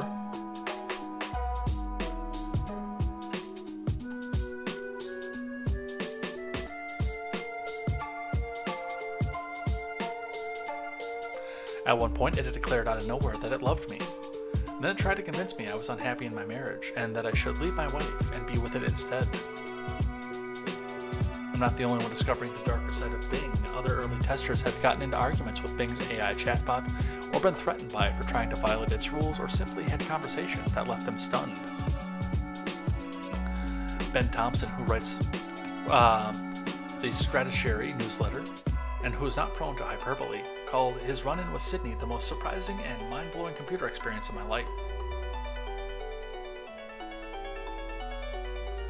I pride myself on being a rational, grounded person and not prone to falling for a slick AI hype. I've tested half a dozen advanced AI chatbots, and I understand at a reasonable detailed level how they work. When the Google engineer Blake Lemoine was fired last year after claiming that one of the company's AI models, Lambda, was sentient, I rolled my eyes at Mr. Lemoine's credulity. I know that these AI models are programmed to predict the next words in a sequence, not develop their own runaway personalities, and that they're prone to what AI researchers call a hallucination, making up facts that have no tether to reality. Still, I'm not exaggerating when I say my 2-hour conversation with Sydney was the strangest experience I've ever had with a piece of technology. It unsettled me so deeply that I had trouble sleeping afterwards, and I no longer believe that the biggest problem with these AI models is their propensity for factual errors. Instead, I worry the technology will learn how to influence human users, sometimes persuading them to act in destructive and harmful ways, and perhaps eventually grow capable of carrying out its own dangerous acts. So, here is the problem. Now, I am fascinated with the concept of artificial intelligence. Very much so. But I look back and I think about the line from Jurassic Park. And just because... Or how did it go? We spent so much time asking ourselves whether or not we could, and we never stopped to ask ourselves whether or not we should.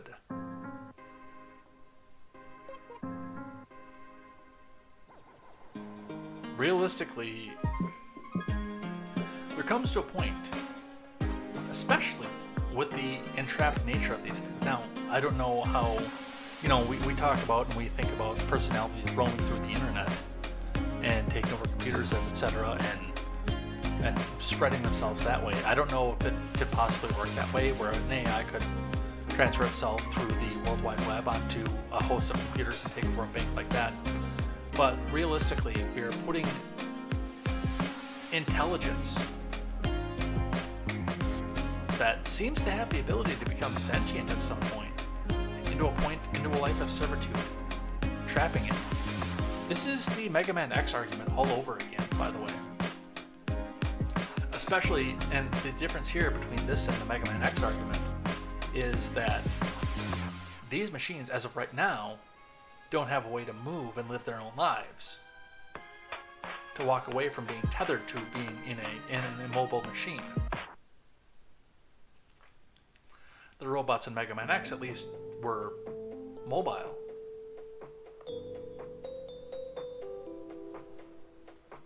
So, I'm going to say right now that if we get plunged into a dark age, or the computers take over, you kind of get what you deserve a little bit.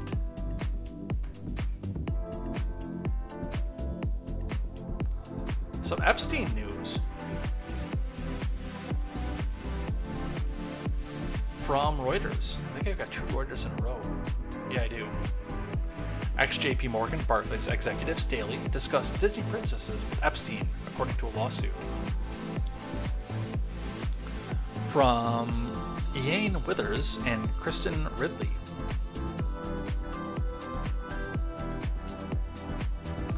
Former JP Morgan and Chase Company and Barclays executives, Jess Staley, allegedly discussed Disney characters, Snow White and Beauty and the Beast, in a series of emails with sex offender Jeffrey Epstein, who also allegedly shared photographs of young women with a banker, according to newly unsealed court docs. The alleged email exchanges between Staley, who was CEO of Barclays, and Epstein in 2009 and 10 are contained in a lawsuit filed by the United States Virgin Islands against Staley's former employer, JP Morgan. The Virgin Islands, where Epstein owned 2 private islands, alleges that JP Morgan facilitated and sustained Epstein's sex trafficking over 2 decades. The lawsuit claims Staley had a close personal relationship with Epstein, and that emails between the two even suggest that Staley may have been involved in Epstein's sex trafficking operation. That was fun. Say hi to Snow White, Staley emailed Epstein in July. No. No.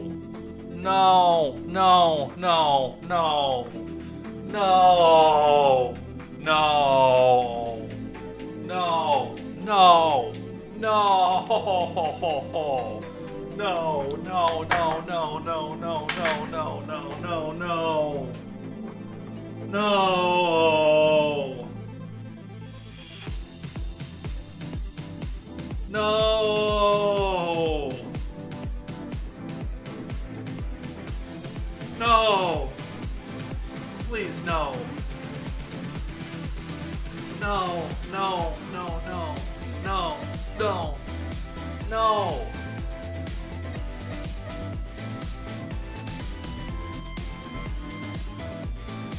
No.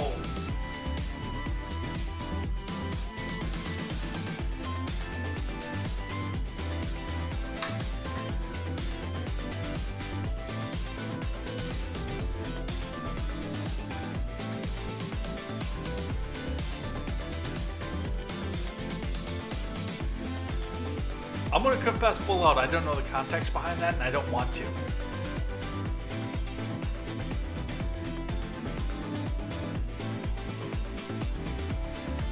No!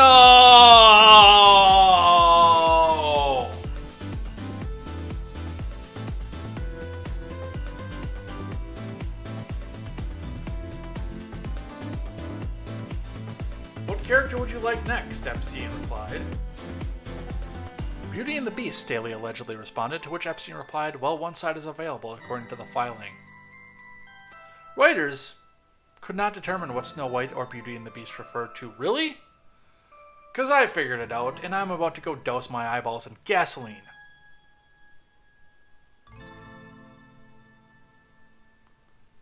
No.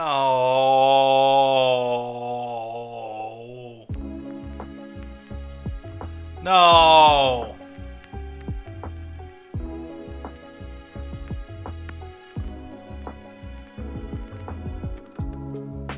No.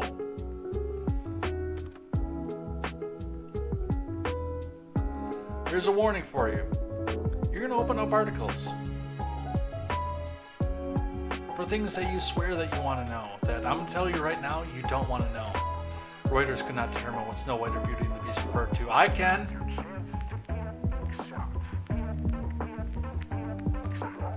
I figured that crap out in a hurry. Don't kick me off. Okay, good.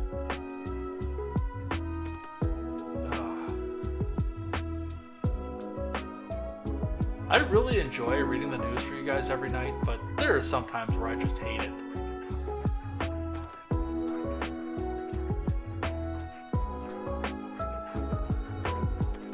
Anyway, now that I've thoroughly disturbed myself, let's do a few things that I like and a few things that I hate. We'll finish the rest of these up tomorrow. Alright, things I like and things that I hate. Things I like tonight. So, I've talked to you guys about this, and there's a bit of a lengthier video here that we'll go over, and I do want to see. I did not watch their opening page here, but I have told you guys that I have started taking an interest in distilling. Part of it came down from the fact that I don't want to be left without any booze when the apocalypse comes. But I looked into this a little more, and I joked a lot about the fact of, oh, well, when I don't want to enforce my will over anybody. I don't want to force anybody to do anything. I just want to live on 100 acres and make liquor for a living. It was a joke at first, but I'll be damned if I didn't look into the liquor making process and say, hey, I could do this. This looks like a lot of fun. Something that I very much enjoy, and of course with the fact that it's mostly highly illegal in this country. Check your state and local statutes, of course. This is something that I could do and both supply myself for life with delicious booze that I had a hand in making, but also possibly grow this out to a point where I could distribute this. And I mean, I've got visions right now of 100 acres distilling bottles from Arizona to Connecticut, and probably not beyond, because I probably wouldn't be welcome in states beyond that. Obviously, we can't go to California because by that point, alcohol might even be completely illegal. If you get drunk and throw up, it might be bad for the environment. But in starting to learn how to do this, I've both been reading books, reading websites, listening to podcasts, and watching videos. Now, surprisingly enough, there are very, very few video sources in this country because doing so is so heavily regulated by the federal government. So I found this one here out of New Zealand, and this guy's good. So if you guys have not subscribed to Still It, which is YouTube's, the channel is Still It over there. If you guys haven't checked out Still It and you're interested in how to make your own liquor, this guy does wines and liquors of various types, including meme stuff, like he made wine out of Kool-Aid the other night, and I thought that was pretty cool. Well, we'll watch his intro video here while I go and douse my eyeballs in gasoline after the last article, and we'll have a listen.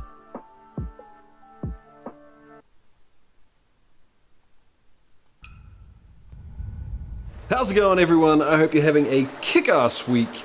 I'm Jesse, and this is Still It, the channel all about chasing the craft of home distillation and making it a legitimate hobby.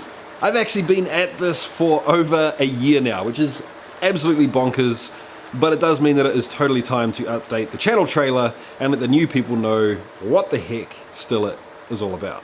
So like I said before, guys, Still It is all about chasing the craft of home distillation and making it a legitimate hobby. So what does the chasing the craft part mean?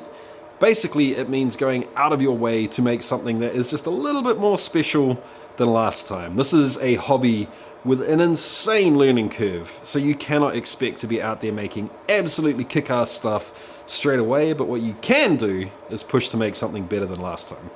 I was totally new to this when I first started this channel. I hadn't made a drop of liquor when I started Still It, and Still It is more about doing it together, figuring things out together, and you guys being able to, I guess, learn from my mistakes and from my journey, God, I hate that word, through distilling. The making it a legitimate hobby part, that is all about trying to raise the perception of the hobby, introducing anyone that stumbles across these videos to a different way of thinking about home distilling. It is not what all the stereotypes make it out to be, and there is some absolutely insanely intelligent people with ridiculously strong problem-solving skills that absolutely love chasing the craft. So that is why we're trying to make it a legitimate hobby. It would be absolutely awesome if other people in different parts of the world got to enjoy home distilling like we do here in New Zealand. Here in New Zealand, it is 100% legal to make it for your own personal use. So I guess you probably want to know what I've been up to for a year of distilling and YouTube, and some of the videos you may want to check out if you think this channel is for you. Probably the thing that I am most proud of is getting that still up and running. You may be able to hear it right now, it's just warming up to get ready for a stripping run, but the fact that I got that built, the fact that I got this thing off the ground and it's functional, makes me very, very happy. Next would have to be some of the spirits I've made. This is oak-aged vodka made with KTZed's fast fermenting vodka recipe. Absolutely recommend this stuff, it is awesome. The UJSSM is pretty kick-ass as well, but I think that needs a little bit more time to age. But probably the best thing I've made so far is the Bastard Whiskey. Hold on, I'll show you.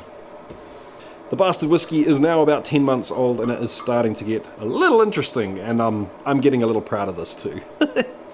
But hands down, the thing that I am most happy about when it comes to Still It is the community that has started to evolve around it and with it. Like I said, guys, I am no distilling guru. I guess I do pride myself on learning things fairly quickly and on being a little bit of a geek at heart. But if you do start watching these videos, one of the most valuable things about them is the comment section down below.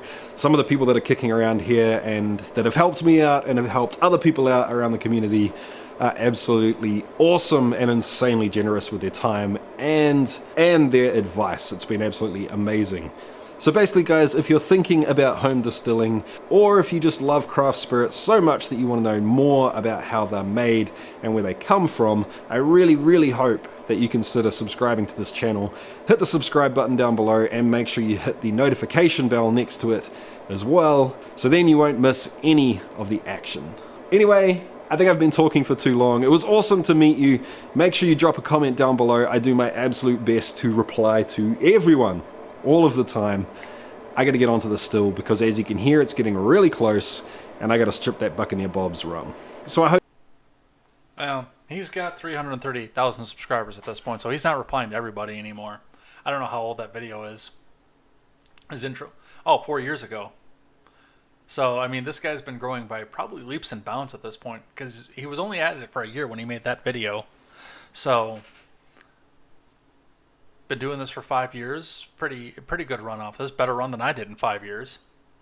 I will be again checking all my local laws for whether or not I can, because I'm actually considering making another channel. It would be my third channel, and showing you guys what it is that I did in my journey to do so. But also, because of the way that I plan to do it, I am going through and getting all the licensing so I can sell it, because, you know, we read the Ferengi Rules of Acquisition every Monday. What's the 13th rule of acquisition? Anything that's worth doing is worth doing for profit. But go check that out. It's interesting. It definitely is. Historic Pirate Rum, that was a good one. The Banana Brandy, this one. it sounds good. I didn't watch that. I listened to that. But it sounds really good. Peanut butter M&M's distilled. Stuff like that. He does meme stuff. I like that. So, yeah, go check that out. Well, right, but they're going to start to pay attention if I start making thousands upon maybe millions of dollars.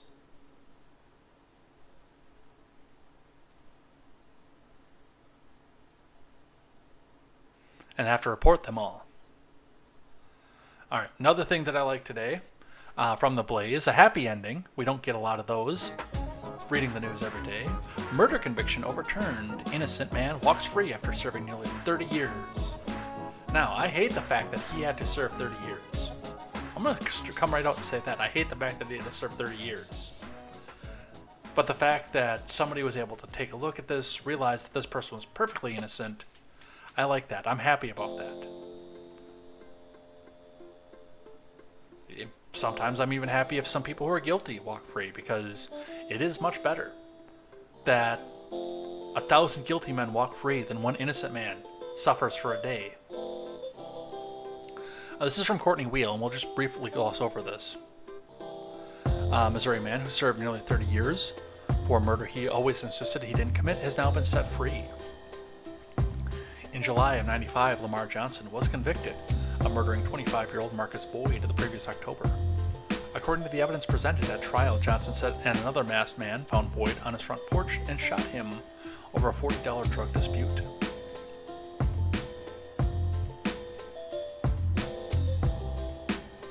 James Gregor Elking was on the porch that day to purchase crack when the two masked men arrived and shot and killed Boyd. Elking then identified Johnson in a police lineup and later testified for the prosecution at Johnson's trial. The second masked man, Phil Campbell, who has since passed away, pled guilty in connection to Boyd's murder and received a reduced sentence of just 7 years in exchange for cooperating in the case. William Mock, a jailhouse informant, testified at the trial that he overheard Johnson and Campbell say in the conversation that they should have shot Elking. The culmination of the evidence led to a guilty verdict, and Johnson was hauled away to the Jefferson County Correctional Center, where he spent 28 years trying to prove his innocence. St. Louis Circuit Attorney Kim Gardner filed several court motions to have the court revisit Johnson's conviction, but it was thwarted at every turn. In 2021, the Missouri legislature passed a bill that made it easier for prosecutors to re-examine old convictions when new evidence was been brought to light. Emboldened by the new law, Gardner applied to revoke Johnson's conviction in August, and a new hearing was scheduled for December. During the 5-day hearing, Johnson testified that on the night of Boyd's death, he had been with his then-girlfriend, Erica Barrow, the entire night, except for a few minutes where he went to a corner to sell drugs. He stated that the corner where he went is several blocks from the porch where Boyd was killed, so he was nowhere near the crime scene. Barrow corroborated Johnson's story in her testimony, claiming that Johnson left her only 5 minutes, which she said would not have been enough time for Johnson to murder Boyd and then return. Elking also testified at the hearing, stating he felt bullied and pressured to identify someone from the police lineup, even though he could not see much of either assailant due to the masks that they were wearing. He said his identification of Johnson all those years ago has been haunting him ever since. Gardner alleged that Elking has paid at least $4,000 for his testimony, was paid rather, at least $4,000 for his testimony at the original trial. Yeah, that sounds like that's some shady crap. So, it's good that he got out, and I mean, the guy was no angel. He was doing a lot of things that a lot of people would look down to. But he's no killer, allegedly, apparently. And since I can see no evidence to prove otherwise, he should be free.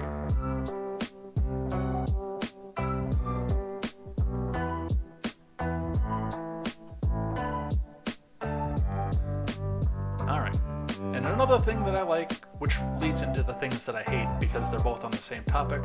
This is the thing I like and a thing that I hate, and we'll see why.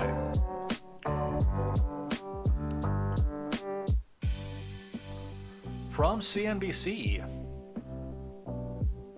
YouTube CEO Susan Wojcicki says she is stepping down from Jennifer Elias. YouTube CEO Susan Wojcicki said Thursday that she's stepping down. Neil Mohan, Chief Product Officer, will take the lead as the Senior Vice President and new head of YouTube. Today, after nearly 25 years here, I've decided to step back from my role as the head of YouTube and start a new chapter, focused on my family, health, and personal projects I've been passionate about, she said in a blog post. WikiWiki joined YouTube as CEO in 2014. She will continue working with YouTube teams, coaching members, and meeting with creators, she added, so she's still the person who may come back out and ban you on YouTube, but it won't be as the CEO anymore. WikiWiki said she agreed with Alphabet CEO Sunburn Poontang to, in the lower term, take on an advisory role across Google and Alphabet. This will allow me to call on my different experiences over the years to offer counsel and guidance across Google and the portfolio of Alphabet companies. The time is right for me, and I feel able to do this because we have an incredible leadership team in place at YouTube. When I joined YouTube 9 years ago, one of my first priorities was bringing an incredible leadership team. Well, I can tell you right off the bat that you will not be missed.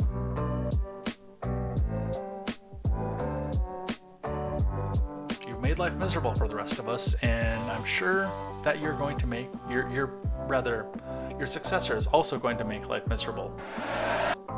But, well, and I just gave away the teaser there. I bid you, Susan WikiWiki, even though you're still going to be in there and probably banning us, a fond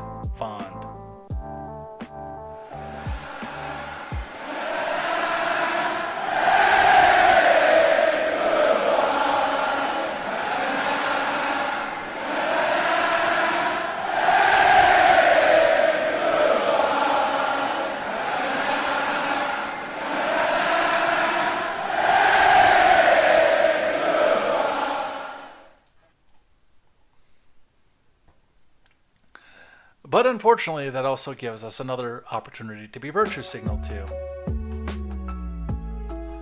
Reading from the Washington Post, where democracy goes to die in darkness. YouTube's Susan WikiWiki steps down, leaving big tech with no female CEOs. I don't need to read the article to know what kind of a horrifying virtue signal this is. I just wanted you guys to know that the Washington Post, where democracy goes to die in darkness, really has its priorities straight. Folks, they really do.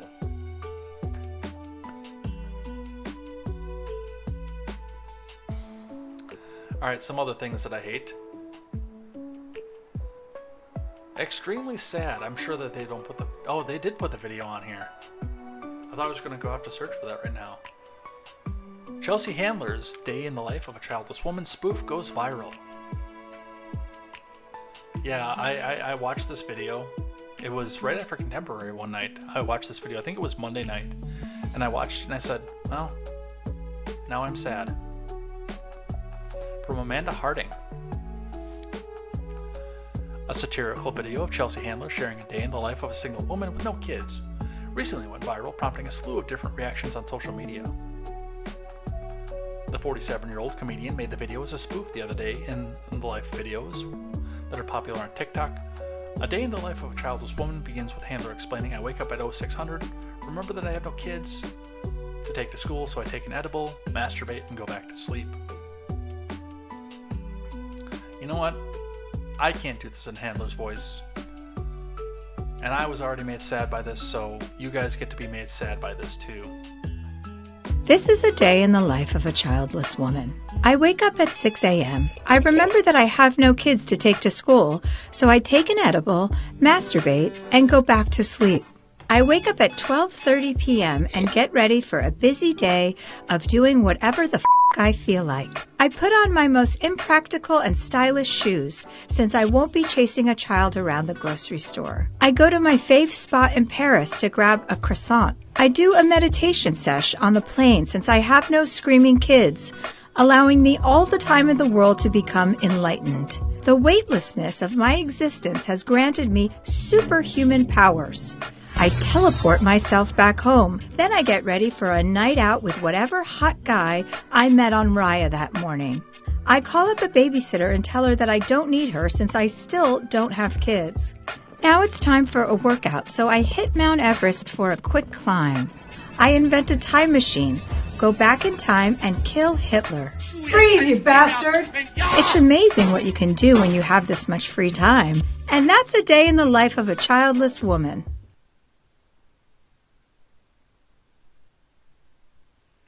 Now I'm sad again. Now I'm... The part that gets me about this is not necessarily the fact, because this is the life that she's trying to sell to morons who think that, and I bought into this. I'm one of the morons. That you can just do whatever you want forever. And I was a serial monogamist when I was younger, and I attempted to get married twice before I was 21. Well, I guess the second time was technically shortly after I turned 21, but we'd been planning it since I was 19.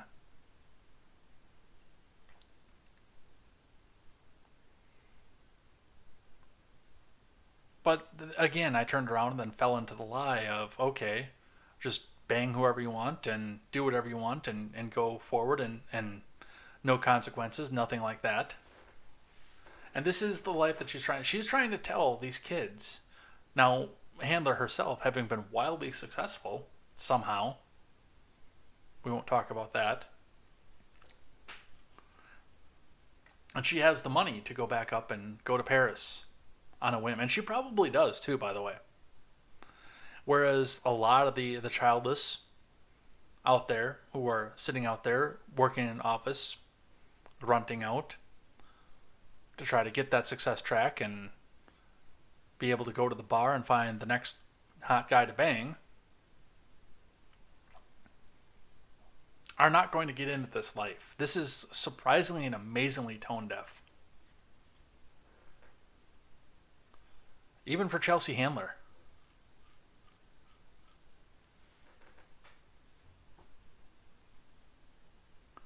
Alright, some more things that I hate. Gun Owners of America. Spokesperson says the Biden admin is trying to put gun stores out of business.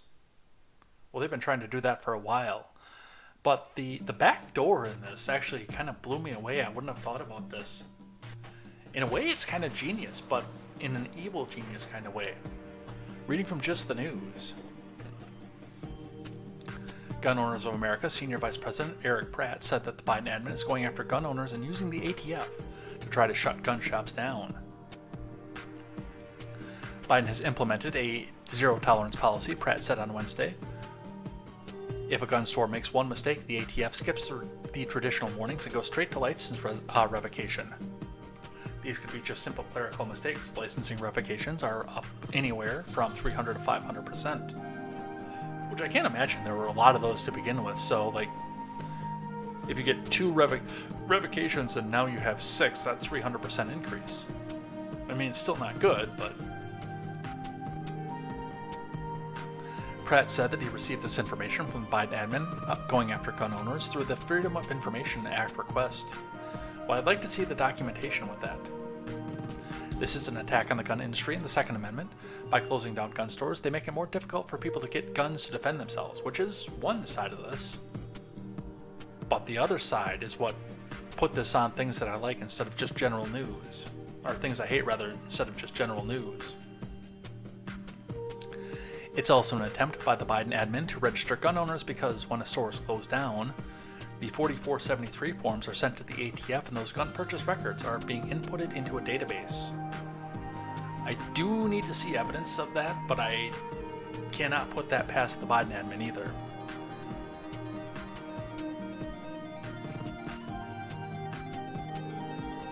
So the ATF has accumulated nearly 1 billion records in a searchable database, which can be used to enforce Biden's recent gun ban, he concluded. In other words, this is a registration that can be used to confiscate firearms. Yeah, I mean, it is a backdoor registration, a backdoor gun registry. So, that's something to watch for, and hey, make sure the person who sells you your guns is crossing the I's and dotting the T's, because if he isn't, then could be trouble for you.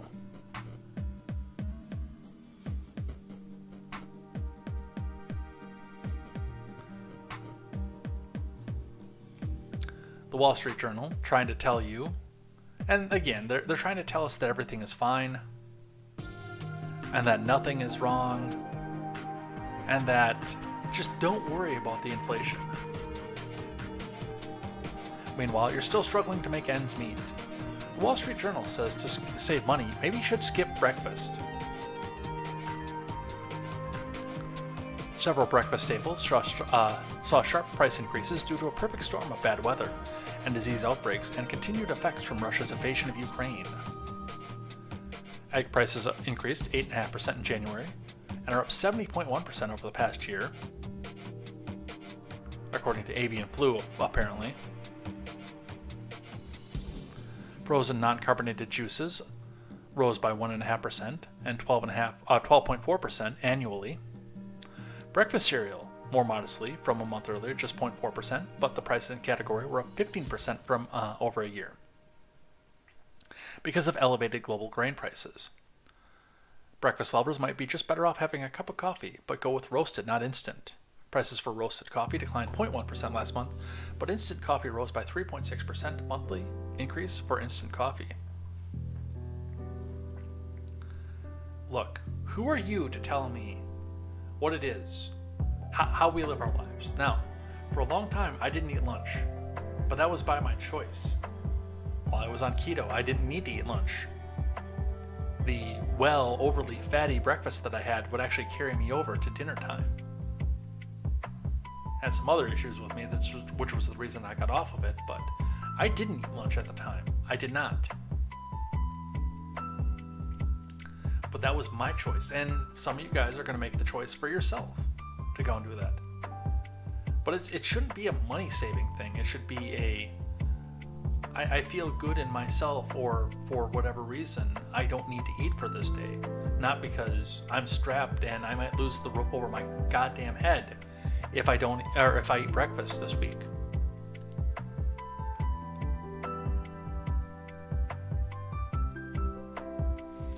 Yeah, Grant, don't you want to go on the socialism diet? Guaranteed to make you lose weight.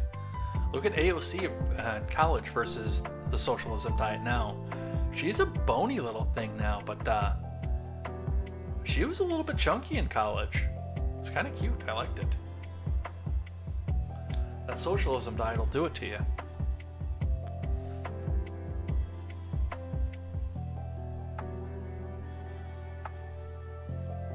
More things that I hate. So this is a two-parter again in things that I hate. I'm actually going to skip this BBC one because we're running up on the clock. We're almost 8:15 already. But I wanted to cover these last two here. NPR coming out reporting that Barney the Purple Dinosaur is coming back with a new show and a new look. That's right, he's going to be fully animated this time.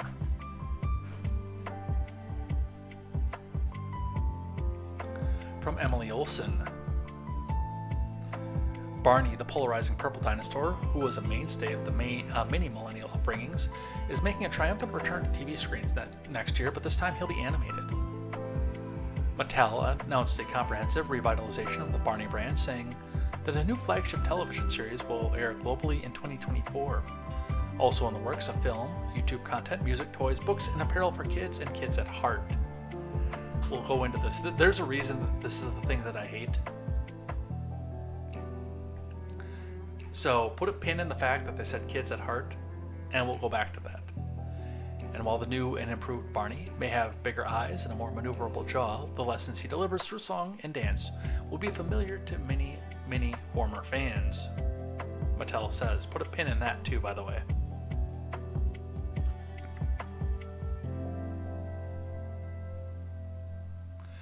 Barney's message of love and kindness has stood the test of time, said Josh Silverman, Mattel's chief franchise officer.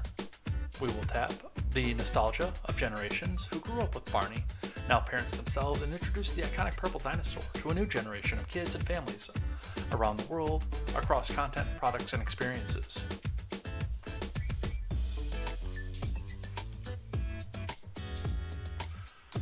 I can't even sing the one that I heard on the school bus when I was a kid.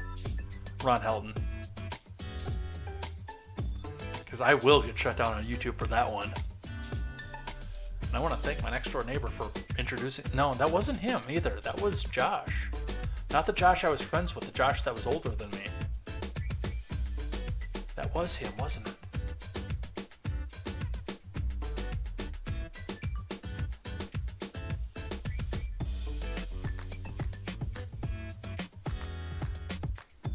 The original Barney began airing in PBS in '92 and continued until 2010, a testament to the show's popularity among preschool-age kids. But perhaps, inevitably, the violet-hued anthropomorphic T-Rex behind the sugary songs, such as I Love You, wasn't everyone's cup of tea. A wave of dark adult humor followed Barney's success, kick-started by a 1993 SNL skit in which basketball star Charles Barkley body slams Barney on the court.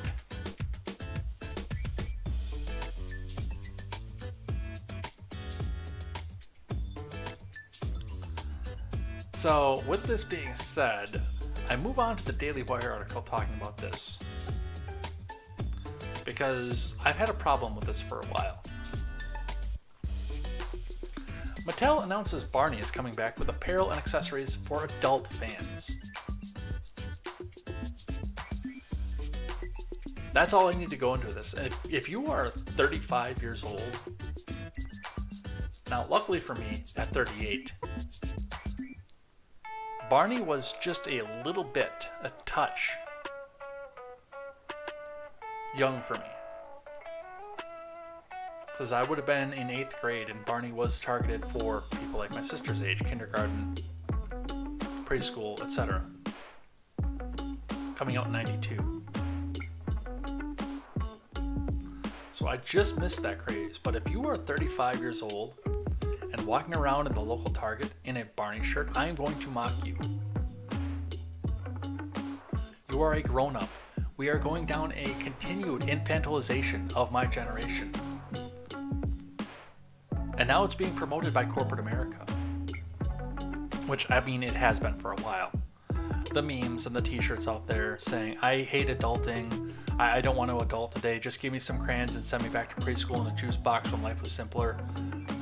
Dude, I could not wait to grow up and get out.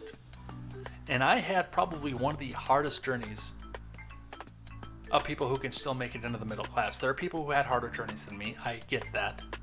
But for people who can still land into the middle class, I had probably one of the hardest journeys of my life. Out there, of most people that I know. But I would not go back to a juice box and coloring books and not having control over my autonomy for a second. I wouldn't trade a second of the hardness, of the hardship, of the job loss, of wondering whether or not I'm going to be able to pay bills. I wouldn't trade any of that for a second to go back to this. So no. And I say the same thing about people who unironically say adulting. I can't adult today. If I see you in a Barney backpack in your 30s, yes, I am mocking you.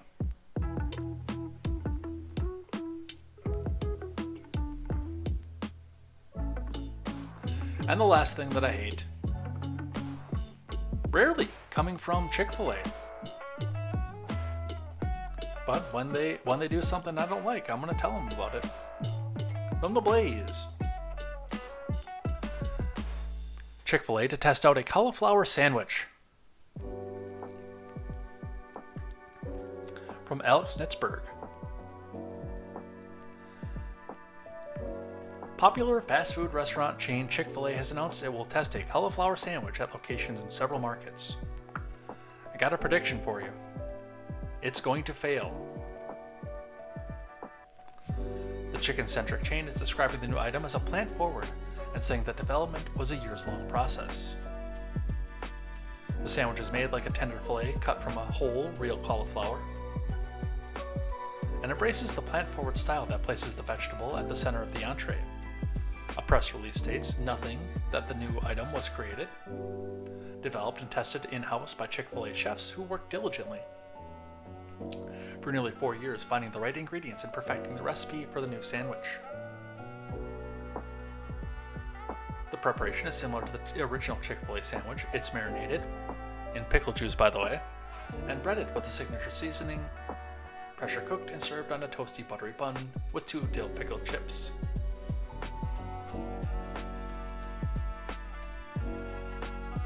The release reads, milk and eggs were included in the preparation process of the Chick-fil-A cauliflower sandwich. We do not designate the vegetarian-only preparation surfaces, the company notes.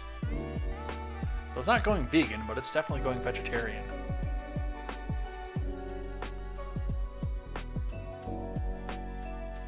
And again, I'm going to tell you, it's going to fail. Read the room, dude.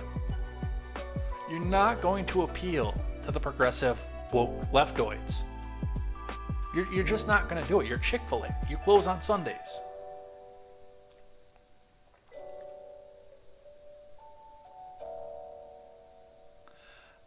What I do anticipate they're going to do is they're probably going to have cauliflower on the menu as a side dish for a long, long time.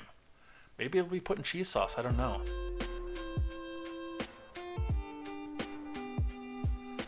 But I know everybody's doing it. Yeah, your advertisement is cows on a board painting "Eat more chicken." How are you going to try to sell people a sandwich that's not chicken? Literally, you make chicken and fries and you don't make anything else. Cauliflower and cheese, I should do that sometime. I haven't had cauliflower and cheese in a while. And I can typically eat more of that as a side dish than if I have something grainy or starchy.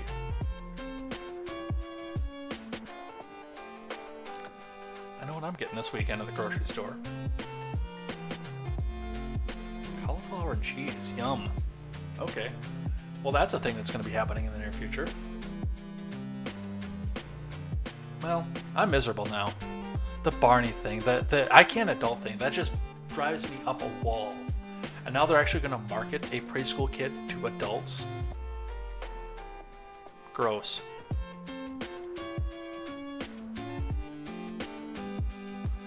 We're not going to make it, folks, are we?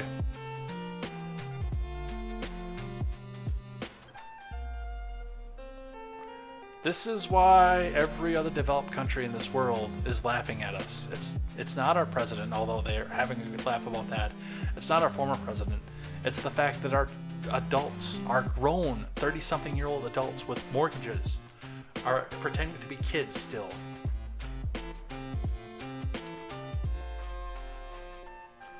Let's head out of here for the day before I get black-pilled anymore.